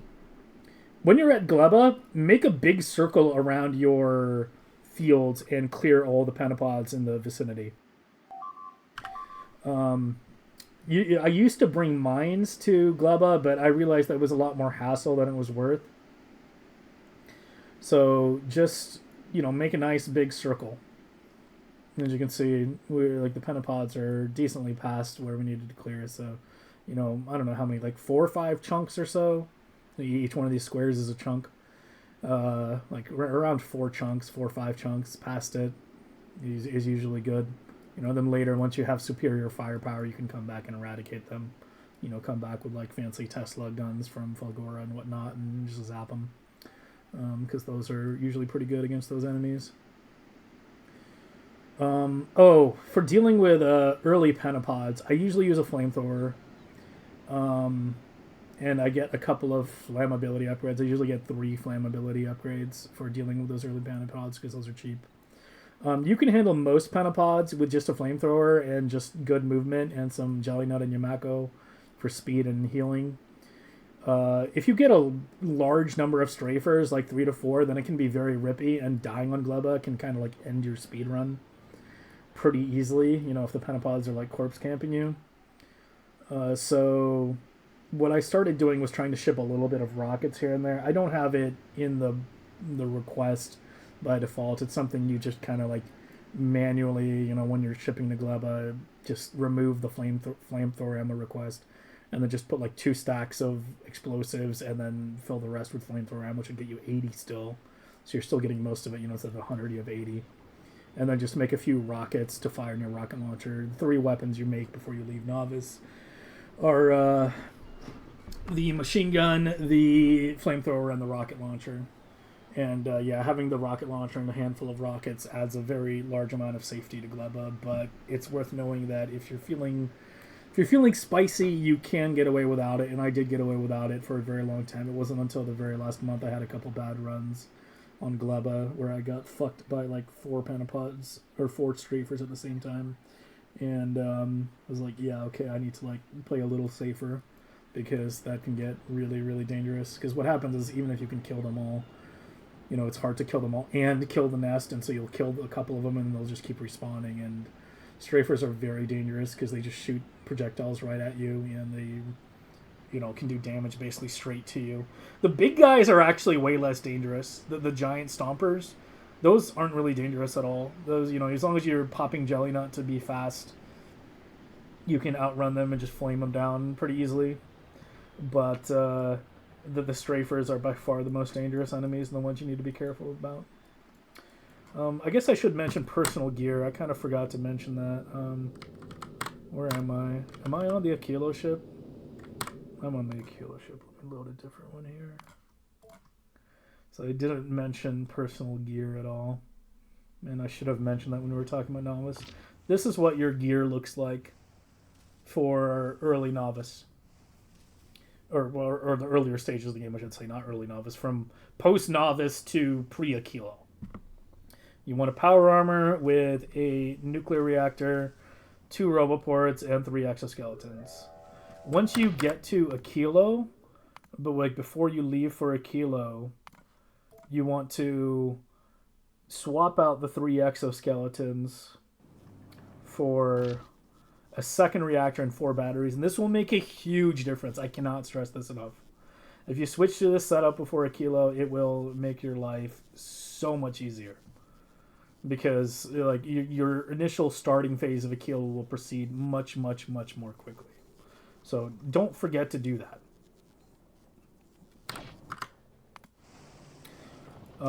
Back to Vulcanus, because we were talking about carbon before I went on that tangent over there.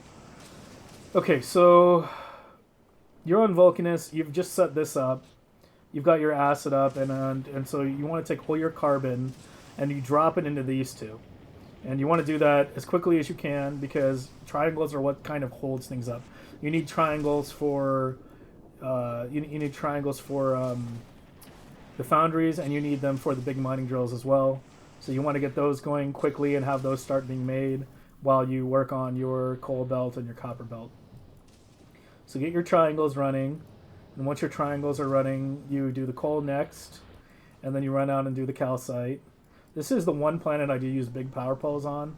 A small note on power poles: we do use only smalls on Navis because saves on steel, and it's just wood only, and wood is basically free. On Vulcanus, I use mediums and bigs because you tend to have a bit further distance to go, especially out to the tungsten on this planet. Gleba, again, we're back to woods because we have wood there. And again, it means not having to launch like steel or anything to the planet. We're already launching a bit of copper in order to make other things like heating towers and turbines and heat exchangers and whatnot. Oh, I'm glad I remember this. When you do Gleba, the default blueprint has one boiler and one heat exchanger in here, right? Like when you're starting this, it has the one boiler, one heat exchanger. Before you leave, make sure you upgrade the boiler to a second heat exchanger, because otherwise you won't get full power, and your Gleba will potentially be running on low power than before. I need to not load this particular save because on this one the ship is on the way to the edge.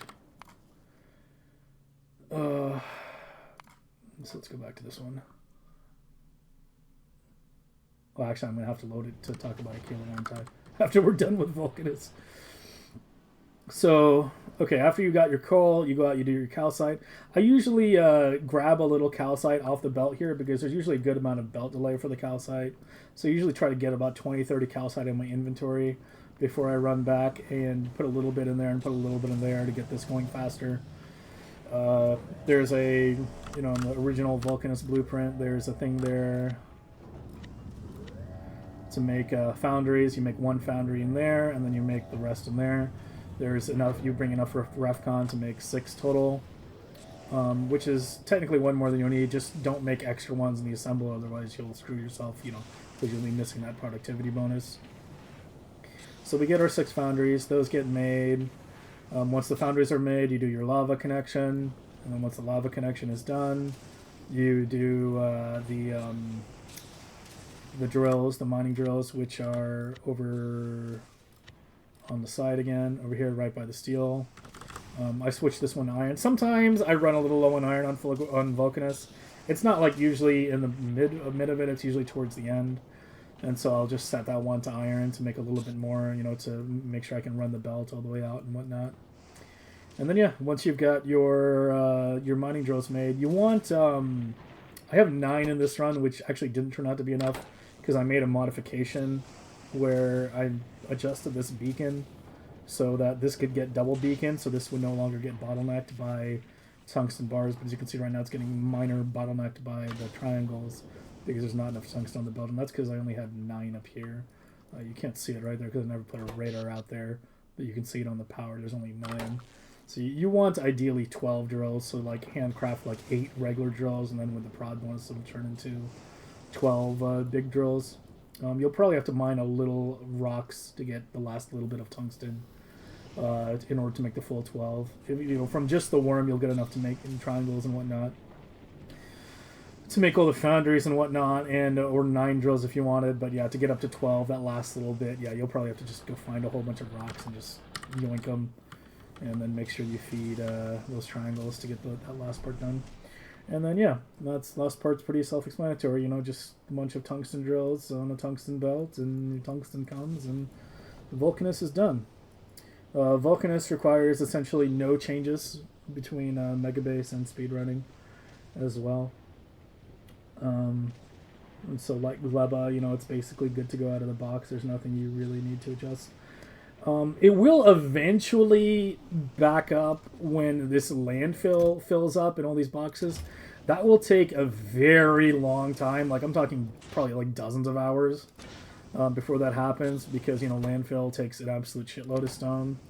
So it'll take a while, but it will. But that's, you know, a pretty easy thing to do to adjust. You know, you just run roboports out here, put a requester chest, dumping landfill into the lava, and problem solve. That's like the one tiny adjustment you need to make in that regard. And so that takes us to Aquilo. So we're gonna go. We're gonna look at. What do we want to look at? Look at here. Let me load this one. But then tell the ship to go back, so we stop getting beeped at constantly.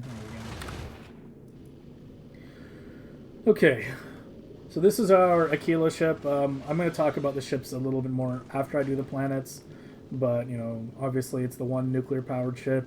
It's got 2 engines. It moves a bit faster than the other ships.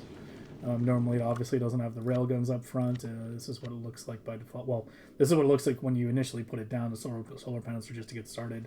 But once the reactor is online, you can replace those with cargo bays, and you just remove those 2. Because those are the solar panels you're going to be dropping back down to Aquilo. You need to drop 10 in order to get it started. Okay, so Aquilo is the one set of blueprints I have that is properly staged. And the staging here is kind of important. So we land here on Aquilo, and the one thing that I noticed pretty early on doing runs is this lithium, fluoro, and oil is always sort of in this triangular formation. Like, sometimes it's, you know, diagonal relative to your base, sometimes it's straight out, sometimes it's down here, or so on. You know, sometimes it's over here. But going clockwise, it's always lithium, fluoro, oil, always in that order.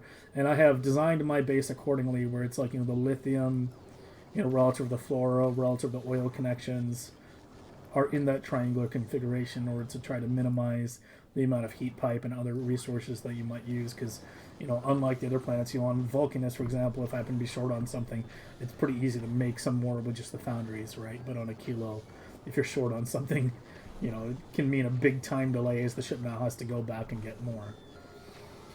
So Aquilo is the one set of blueprints that's properly staged. You start out with Aquilo 1, and there's constant combinators in there. You can see, like, there's the oil one and the fluoro one, and those are there to indicate exactly how big the blueprint will be. Don't be afraid to build on top of a couple oil patches at the start, because you get way more oil than you need. A single pump jack is, you know, more than enough to keep this supplied and make all the rocket fuel that you might need.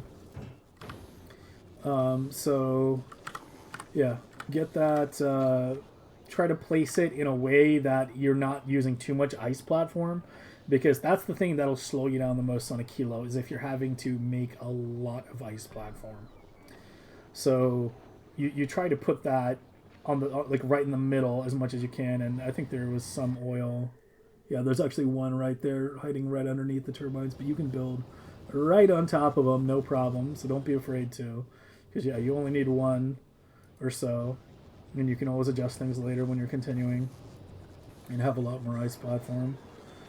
And yeah, so you put down phase 1, Aquilo 1.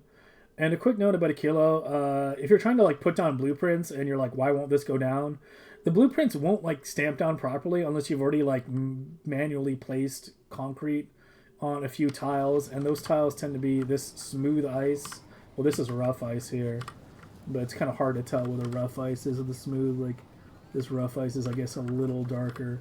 But it's, yeah, the rough ice, you need to put a tile of concrete down on, so, like, basically when I land, you want to put down, like, just a single tile of concrete on, like, you know, rough ice, smooth ice, and then on the ice platform, where is it?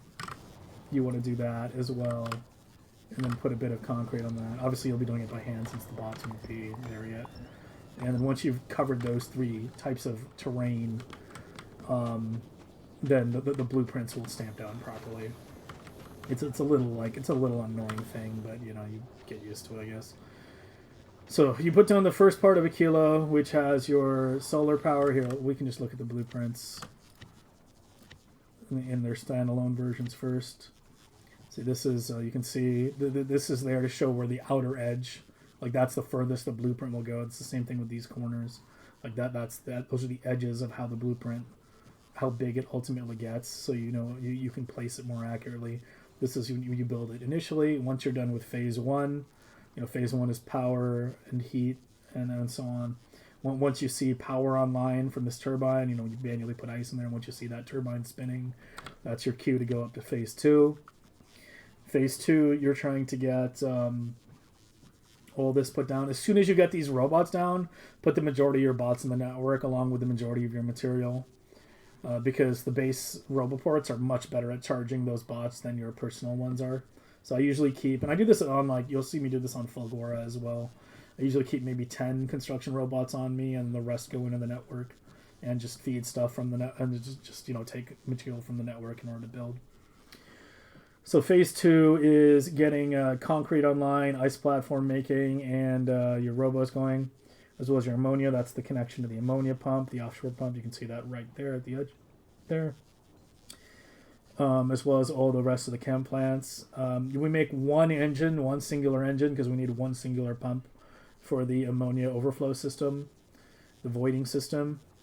So you just make one engine, then you switch that one to cryo plants, make a single cryo plant, and then you put that one down, and then you make you know, 2 more cryo plants, and then once these 2 are down, you're good to go.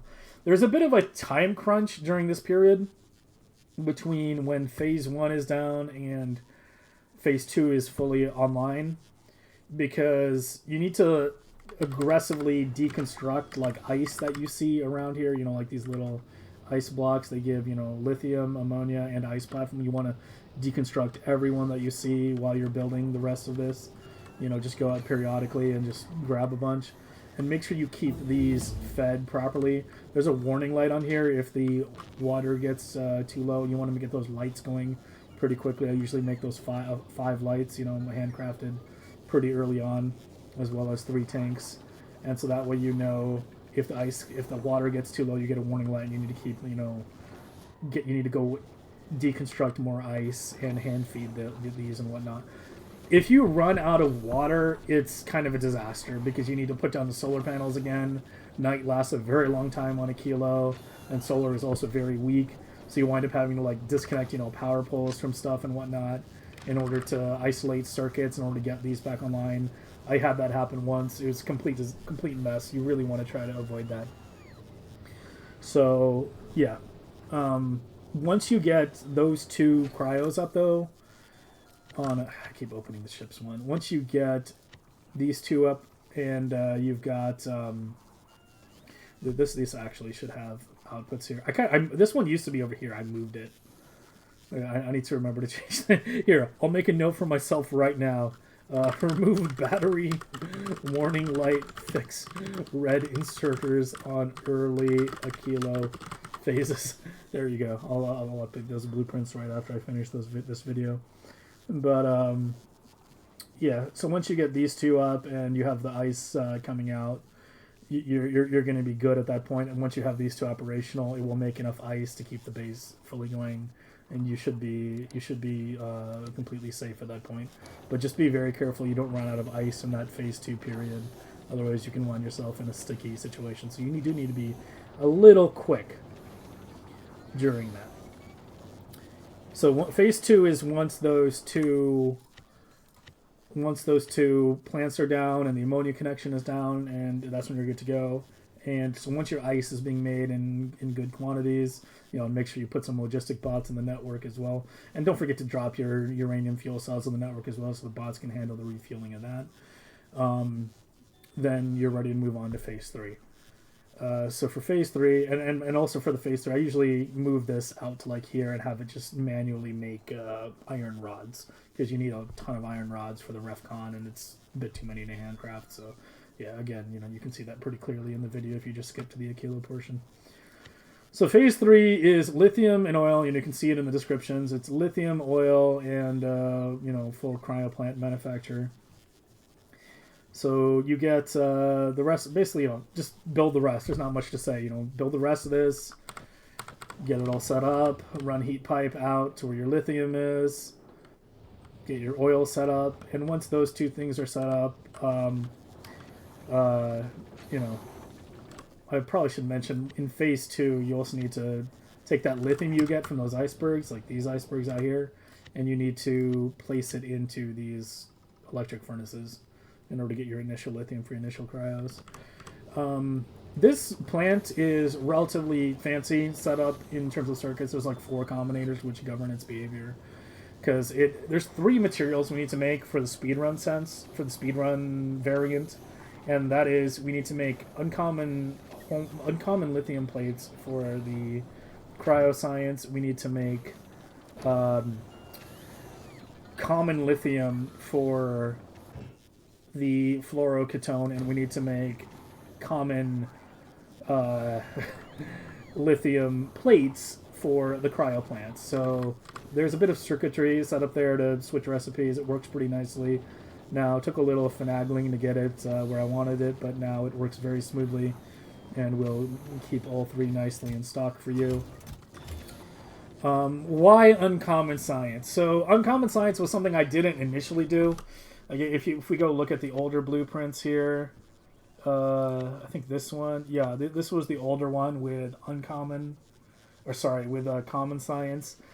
The thing with common science is Aquilo winds up being much bigger, and you need a lot more cryos.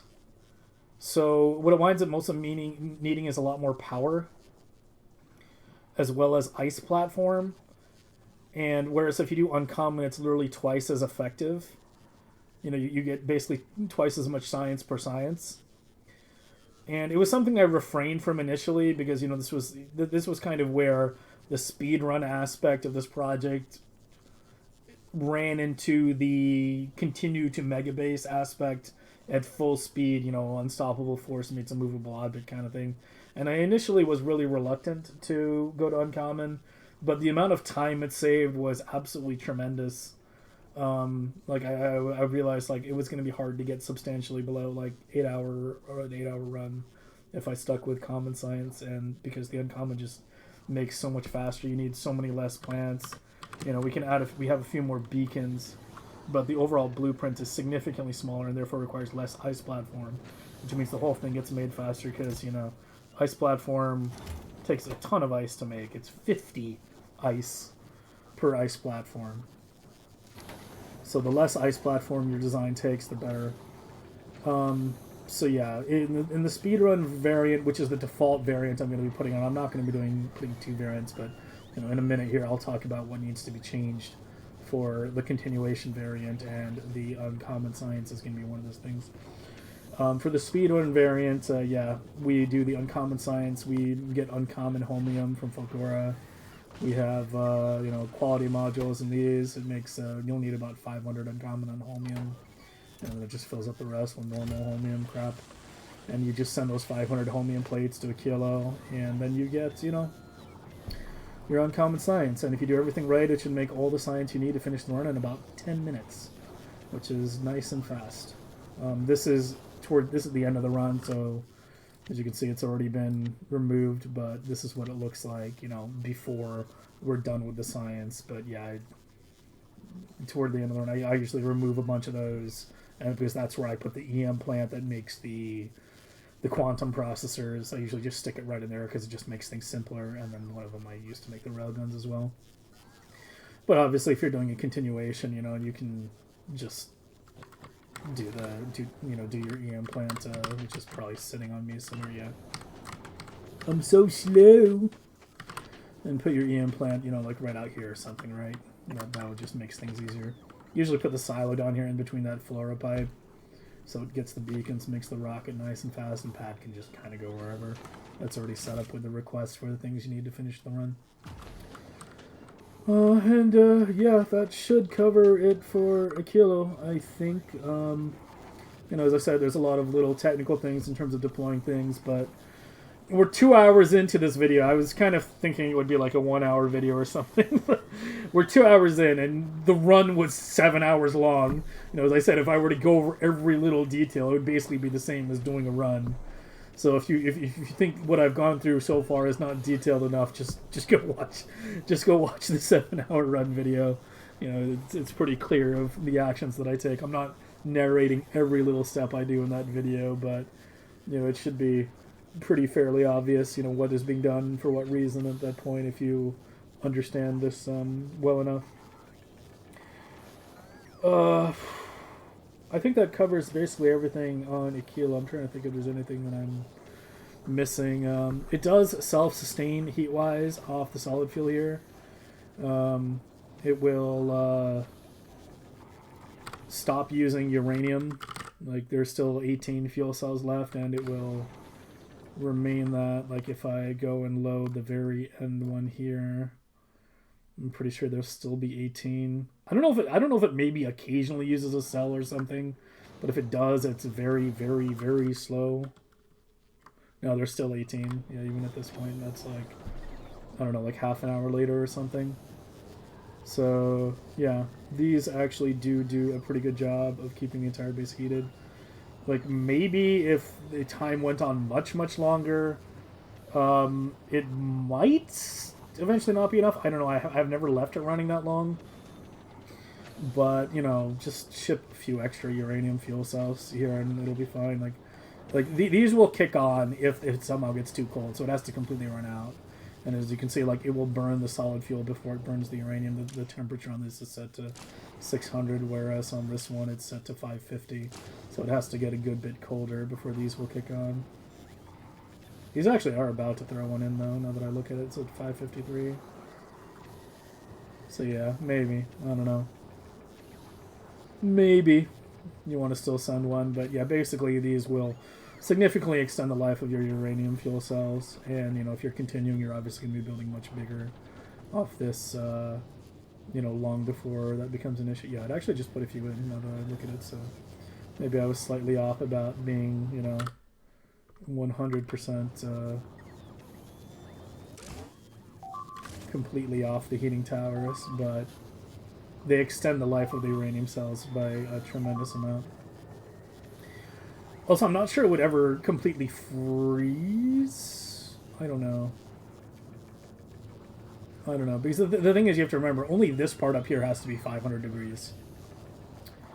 These parts down here, they can be as low as like 30 degrees. That's the temperature you need to be thawed, is like 30 degrees Celsius. Whereas these are the ones that need to be 500, which is also why all this stuff is located as close to this as I could. Alright, so that covers it for Aquilo, I believe. You know, you put one roboport out toward this, the other roboport out toward that, to make sure things get built a bit faster. Let's go over the ships real quick. I've already talked about them a good amount, actually. I was going to talk about them more thoroughly toward the end, but I've actually covered most everything there is to cover, you know, requiring level 5 speed damage. You know, launches iron, picks up iron from planets. I'm going to be designing that. That was the thing I looked at a bit earlier when I opened my ship sandbox for a bit. I'm trying to design a intermediate solar platform right now for the in-between phase of the speedrun type phase and the speedrun type phase and the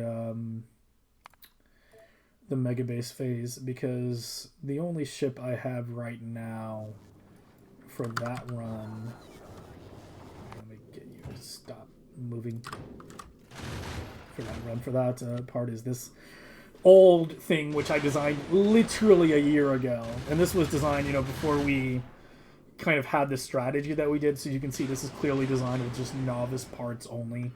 You know, there's no foundries, it's using the default fuel recipe. This thing is positively ancient and a piece of crap. You know, way too many crushers. Like, it's just way too big overall. 2000 platform, yeah, screw that. Like, I'm never deploying that again. But that's just to show you just, you know, how far we've come in terms of designs. And another thing to talk about in terms of another thing to talk about in terms of how far we've come, I guess, is we can look at the old Aquilo ship. If I can find it. Yeah, it was this one. Yeah, this was the original Aquilo ship I designed.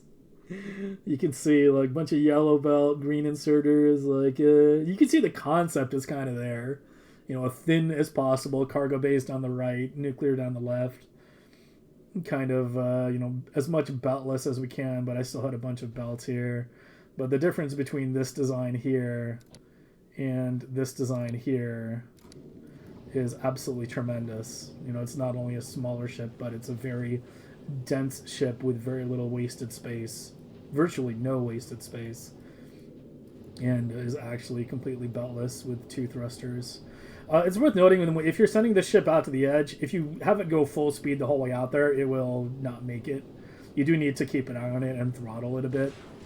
But, yeah, like, you know, it's just a matter of, like, just, you know, it's a one-time trip out to the edge, and it's at the end of your run. You know, you're going to be watching it regardless. If you see a ton of medium asteroids coming right down the middle to where the railguns, just cut the speed for, like, a split second, and you'll be fine. Well, yeah, that's our Aquilo ship. It's making just full ammo right now, but normally these 2 are set to rockets, and this one's set to ammo. We also use those 3 to make the railgun ammo as well. Again, watch the long video if you want to see a more detailed example of that. Yeah, that's our Aquilo ship, and that's what I was trying to design in that one in that ship box. I'm probably going to be working on that later tonight. Is trying to design an improved version of this ugly thing that's purely solar powered, so it's using efficiency modules, but uses the advanced fuel recipe, uses foundries. Basically, like if you remember my Endgame ships, you know, these 2, these are still very fine designs even a year later. These are still excellent, like, you know, top tier designs that I'm still very happy with and I'll still be using in my next run. But these, I want to design like a top tier version like this, but for that intermediate mid game. I'm kind of in this funny phase right now where I've done a lot of megabasing, or I guess a lot of time in one megabase, because that's the way Factorio works. And I've now spent a lot of time speedrunning. Like, I've put about 2,000 hours into Factorio since Space Age released. You know, roughly half of that was in the megabase, and roughly half of that was in the speedrunning stuff. But there's that intermediate phase right now where all the designs I had were from, you know, the first couple weeks of Space Age being released. And I'm obviously much, much better at designing things in Space Age now than I was then.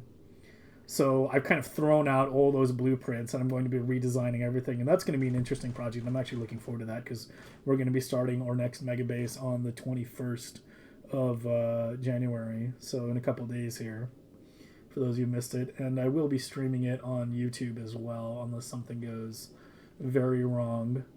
I should have that set up by that time, so you can catch it on either YouTube or Twitch. But I do kind of consider Twitch to be the primary platform here. Like, YouTube is kind of just where I upload videos and stuff, but it should be getting dual broadcasted, so you should be able to find it under the YouTube live tab if you'd rather watch on YouTube. But yeah, I think we've kind of gone over most everything for the ships. At this point, you know, a lot of similarities on these, you know, buffering as much as we can on the collectors. You know, this one uses modules and advanced fuel recipes because we've got nuclear power here. The other ones are solar, so they're just pure efficiency. We have AST turrets on the smaller platforms. The bigger one didn't have room for an AST turret, but I kind of realized it wasn't really that big of an issue because you don't want to leave this ship idling at any planet. If it idles at any planet, it's going to idle at Navis, and nothing does any damage at Navis anyway. Because this has no smelting ability. Like, these ships, if you send it out to a planet and it has like almost no iron and you let it sit there, it will eventually build up, you know, to full iron and full ammo. But the Aquilo ship is purely dependent on material being launched to it and then making it on the ship. It has no smelting ability or anything whatsoever. So this just needs lots of, you know, iron and explosives launched to it in order for it to be operational. So you don't ever want to leave it in a kilo orbit for an extended period of time, because what will happen is it'll slowly deplete its ammo to the point where it won't be able to make it back to civilization. So that's just something to keep in mind with the ship, but you know, it's a really good design that I'm pretty happy with and does exactly what we need it to do. You know, 6 rocket turrets, 2 railguns, 10 gun turrets is all you actually need to reach the end. It's a physical 8, explosive 8, maximum weapon speed, what you want by that point. And it should be a nice cozy ride to the end of the verse.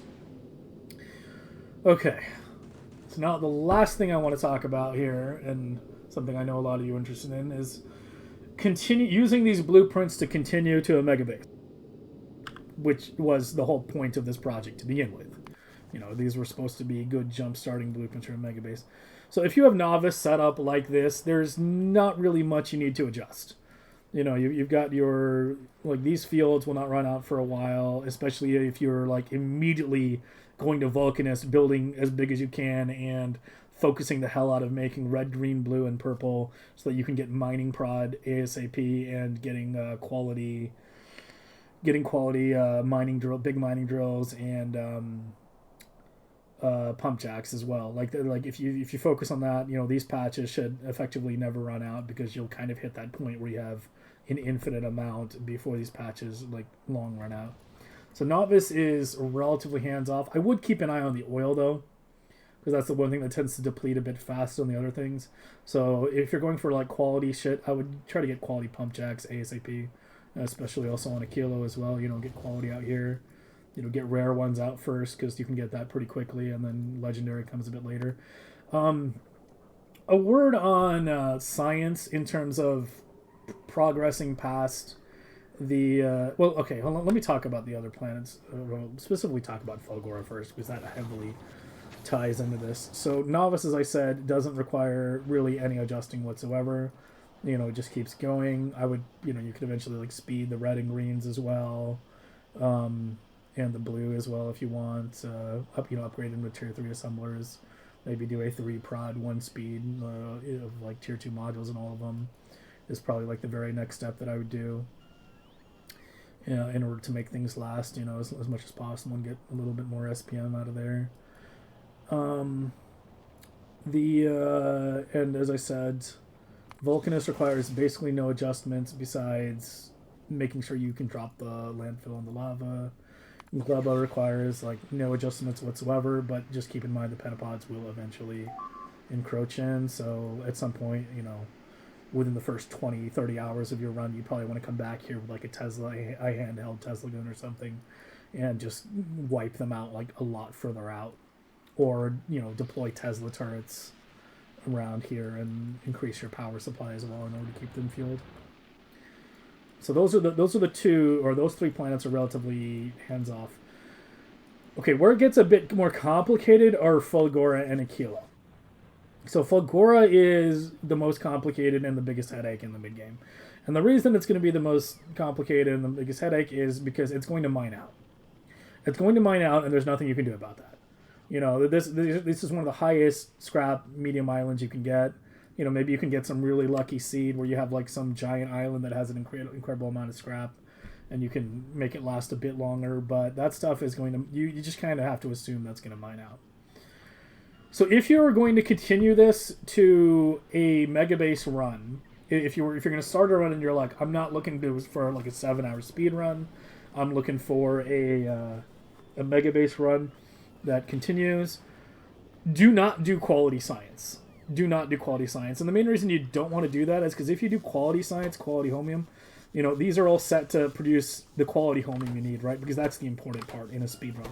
You don't care about how much regular holmium gets produced. But right now, as you can see, we have this problem where we have a ton of regular holmium plates, but you need liquid holmium, right? Which comes from just holmium ore. And you can't reverse that process once you've smelted it.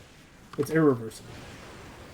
So if you're going to do a megabase run, you absolutely want the 100%. The biggest thing you need to keep in mind is pull the quality modules out of these assemblers, and change this circuit condition to just be like normal holmium only. Like instead of uncommon, just do normal and make it like, I don't know, like 1K or something, or 2K or something like that. and then just ship normal holmium plates to Aquilo and not uncommon. You also want to keep an eye on how much stone this planet produces, because that's one of the things that will run out if you let purple science just eat all the stone, because it will be nice and thirsty for it. It's one of those things where it's like, if you don't wind up doing stone for purple science, you have way more stone than you need, and you'll wind up needing to dispose of it via landfill or something. But if you do purple science, it will eat the hell out of it. So find the inserters that go to the electric furnaces, and you see these where it's set to keep a minimum threshold.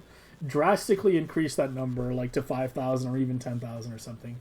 It'll mean you'll get less purple science off this planet, but if you don't do that, then you'll run out of stone much faster, and you won't get any more electromagnetic, even if you have holmium, because you'll be out of stone. You could always ship stone back to Fulgora, but it's easier to just consume less to begin with, and lean more on, say, Navis for more purple science and whatnot.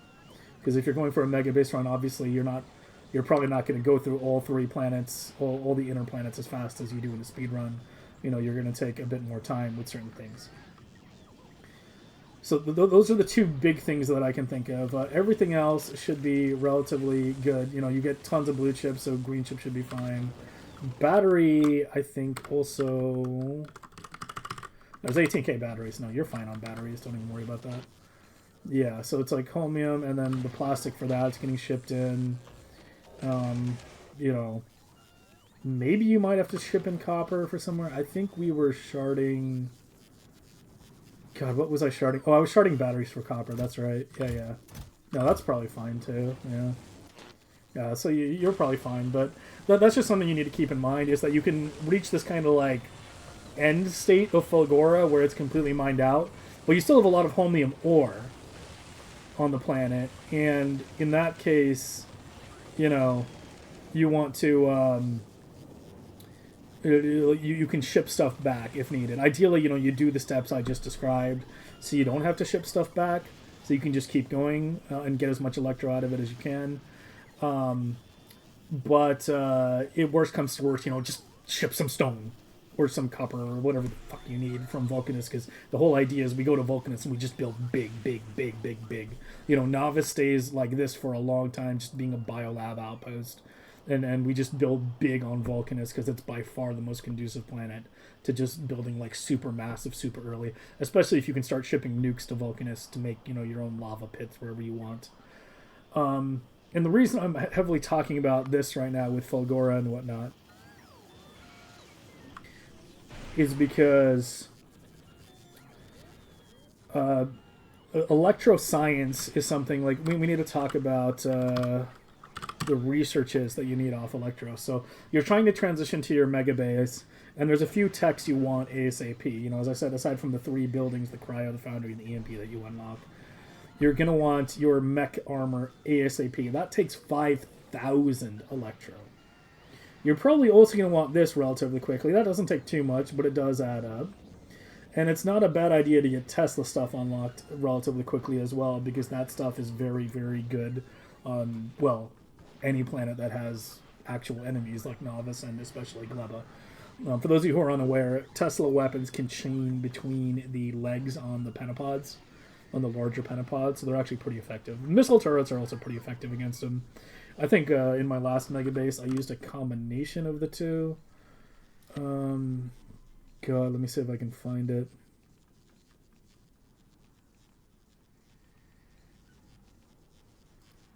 I think it might be under fire bases and towers. I haven't looked at these in a long time. Yeah, it was these. Gleba hardpoints, yeah. This was after I fully upgraded everything to legendary. But, just downgrade everything to normal and it works just fine too.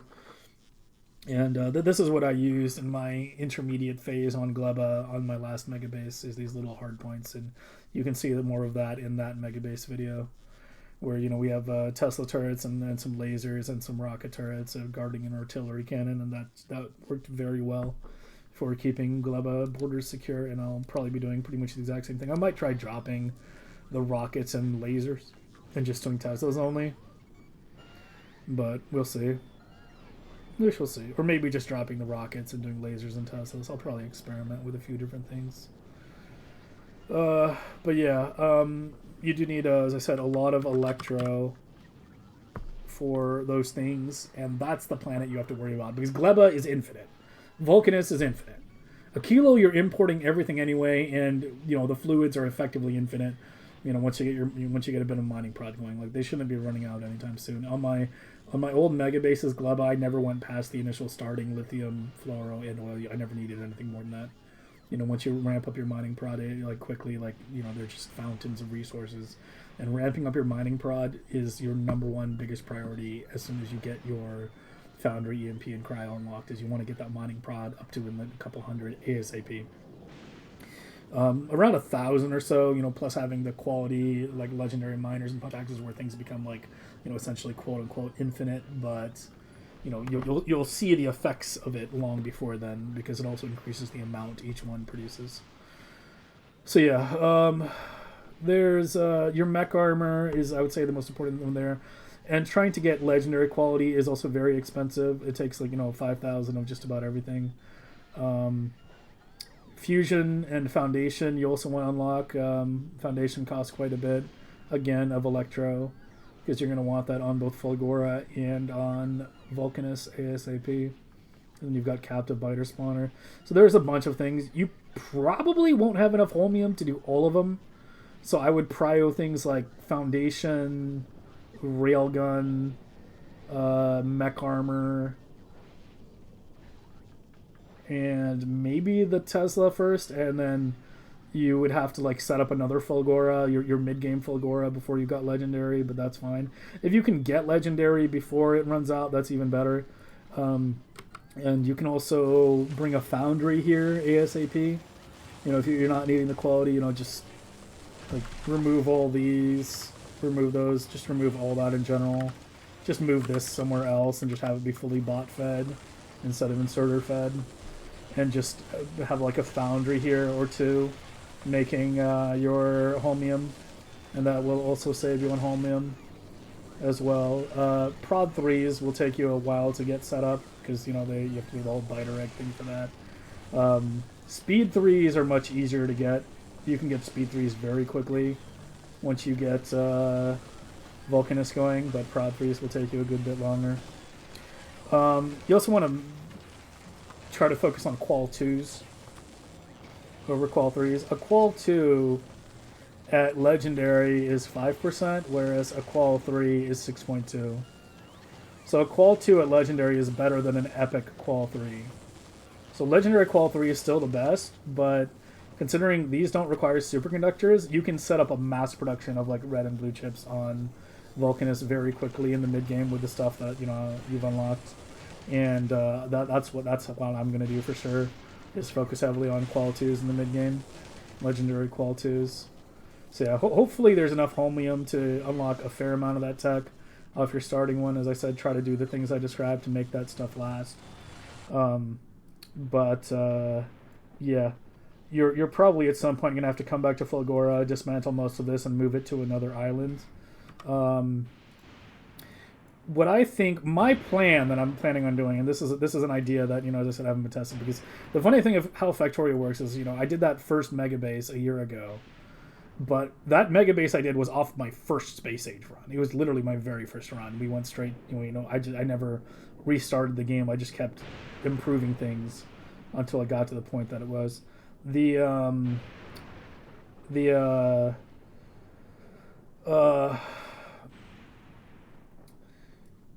plan that I had, that I wanted to try to do for my mid-game Fulgora, and this is why I was saying Fulgora is a pain in the ass compared to the other planets, was to find a big island with a scrap island, a small scrap island very close to it, and then just use Foundation to make a Foundation bridge. You could use a train too if you wanted, but a Foundation bridge with belts going across is going to be a lot more throughput if you can get that set up. There was one seed that I was looking at. I haven't decided on what the Megabase seed's going to be yet, but there was one seed that I was heavily considering that had a big island, and it had 3 scrap islands very close to it in a triangle. And I was like, yeah, that looks perfect for a mid-game Fulgora. So right now I'm heavily leaning towards that. But we're out of it on this seed, it would be this one or something. You would just have to either pack up a bunch of your stuff and move it at some point, or just drop entirely new material and completely abandon your old base. Either one works. You know, because you have to remember, this is relatively easy to set up based off, you know, what, off the shipments you bring, right? Like, it's just that initial shipment we set it up in 30 minutes and we're done. So you can just do the same somewhere else, except, you know, belting the scrap over. And ideally you would want to do that after you had green belt unlocked as well. And preferably stack inserters too, but, you know, the exact order of these things is still a little bit up in the air. So that's Fulgora. That's what you have to do to keep Fulgora going. That's going to be your biggest pain in the ass. So you're going to want to go to Vulcanus immediately. As I said, build as big as you can. And then you're going to want to, like, try to get as much research you can going off Fulgora. Maybe go expand Gleba. And then at some point you have to bite the bullet, come back to Fulgora and set up a mid-game. Like, you know, in a different spot. But if you do the tricks that I said to try to make your holmium last as much as you can, to get as much electro as you can, if you can get, like, legendary unlocked off your medium island starter base, then that's, like, very, very good. Okay, that should cover it. Everything for Fulgora. So for Aquilo, it's, again, you know, since you're not going to be doing quality science, what you want to do is obviously you're just going to change this to normal science. Pretty simple. Not much to say there. You know, just switch that over. End of story. I just realized this still has a Wi-Fi connection for normal science, even on the quality blueprint, doesn't it? Doesn't really matter. It never kicks in. Little relic there. So you're going to want to switch all your cryo plants to just making normal. Since you're not doing a speed run, you're just continuing a Megabase. You don't care that it takes a bit longer to make a cryo. You know, you'll just pick up as much of it as you can when you can. And you want to switch this to just making normal lithium. So for that, you can just get rid of... You just take off the set recipe entirely and just put it on normal lithium, and it should work fine. And it'll, you know, keep a small amount of regular lithium in here, depending on what's there. And... well, I forgot it uses dynamic set filters now. I'll double check that to make sure it does transition smoothly, but it should. It should. There's no reason why it shouldn't. Yeah, it should. So yeah, you set this to normal lithium only, set those to normal only, and the other thing that I would do as soon as you get the Aquilo set up is uncap these. Like, I have these capped right now at 100 ice platform. I would just straight up take the cap off that. Because when you come back later, you know, in like 10, 20 hours to heavily expand your Aquilo, you're going to want a ton of ice platform good to go.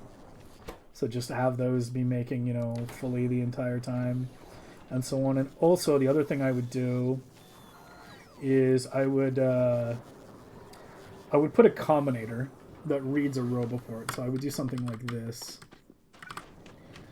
I would just put a combinator that reads the tank and a robo, like that. Whoops, wrong combinator type. And just says, you know, if ice is less than, like, let's say 10k, because now you're making regular ice only. Oh, and take the quality modules out of here. Forgot to mention that. Take the quality modules out of here. In fact, you don't even need to ship the quality modules to Aquilo as well. I mean, you could. I mean, you still could.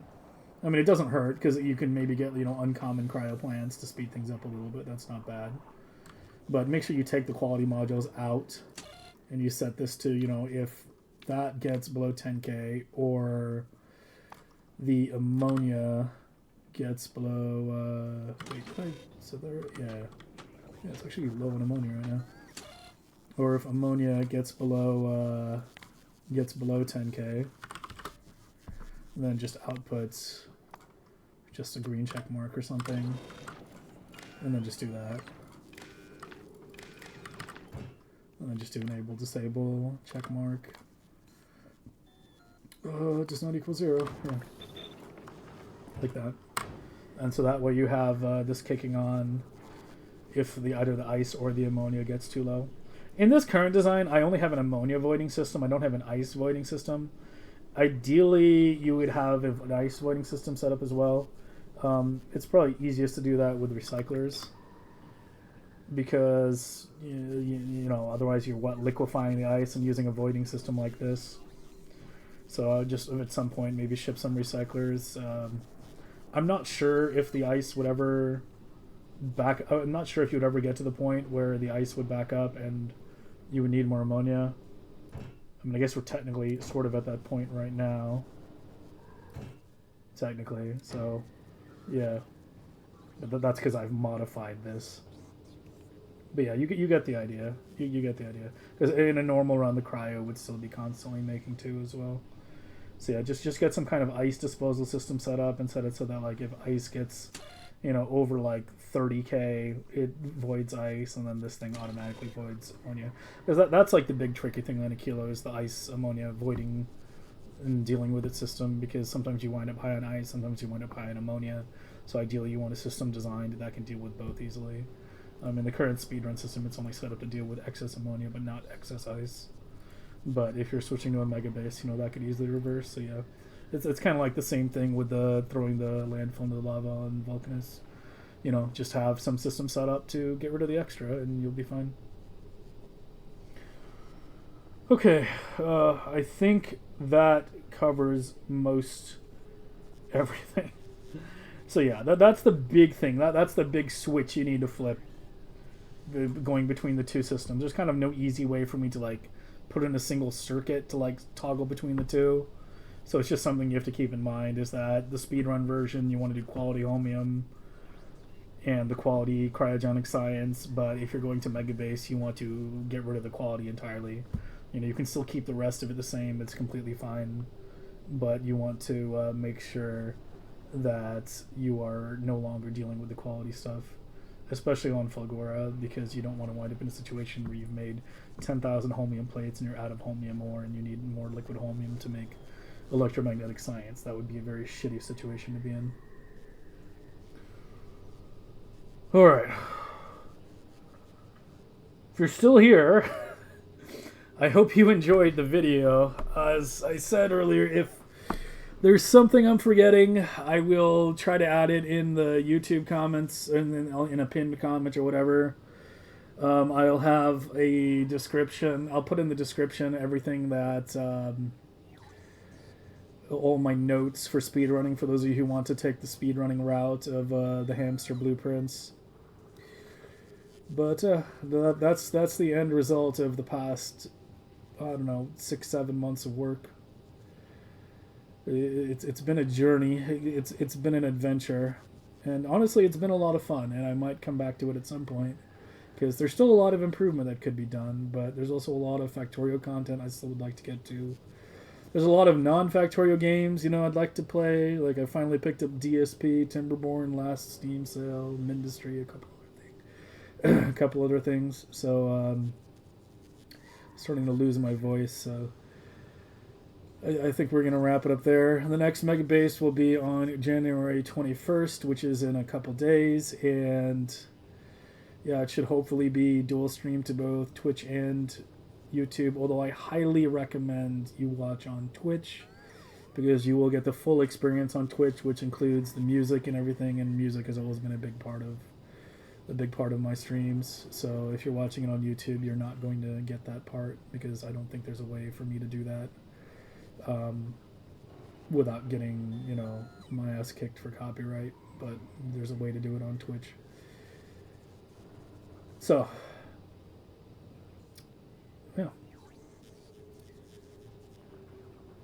I hope you enjoyed the hamster video. I hope you enjoy the blueprints, and hope to see you in stream. Thanks for watching, everyone, and good luck.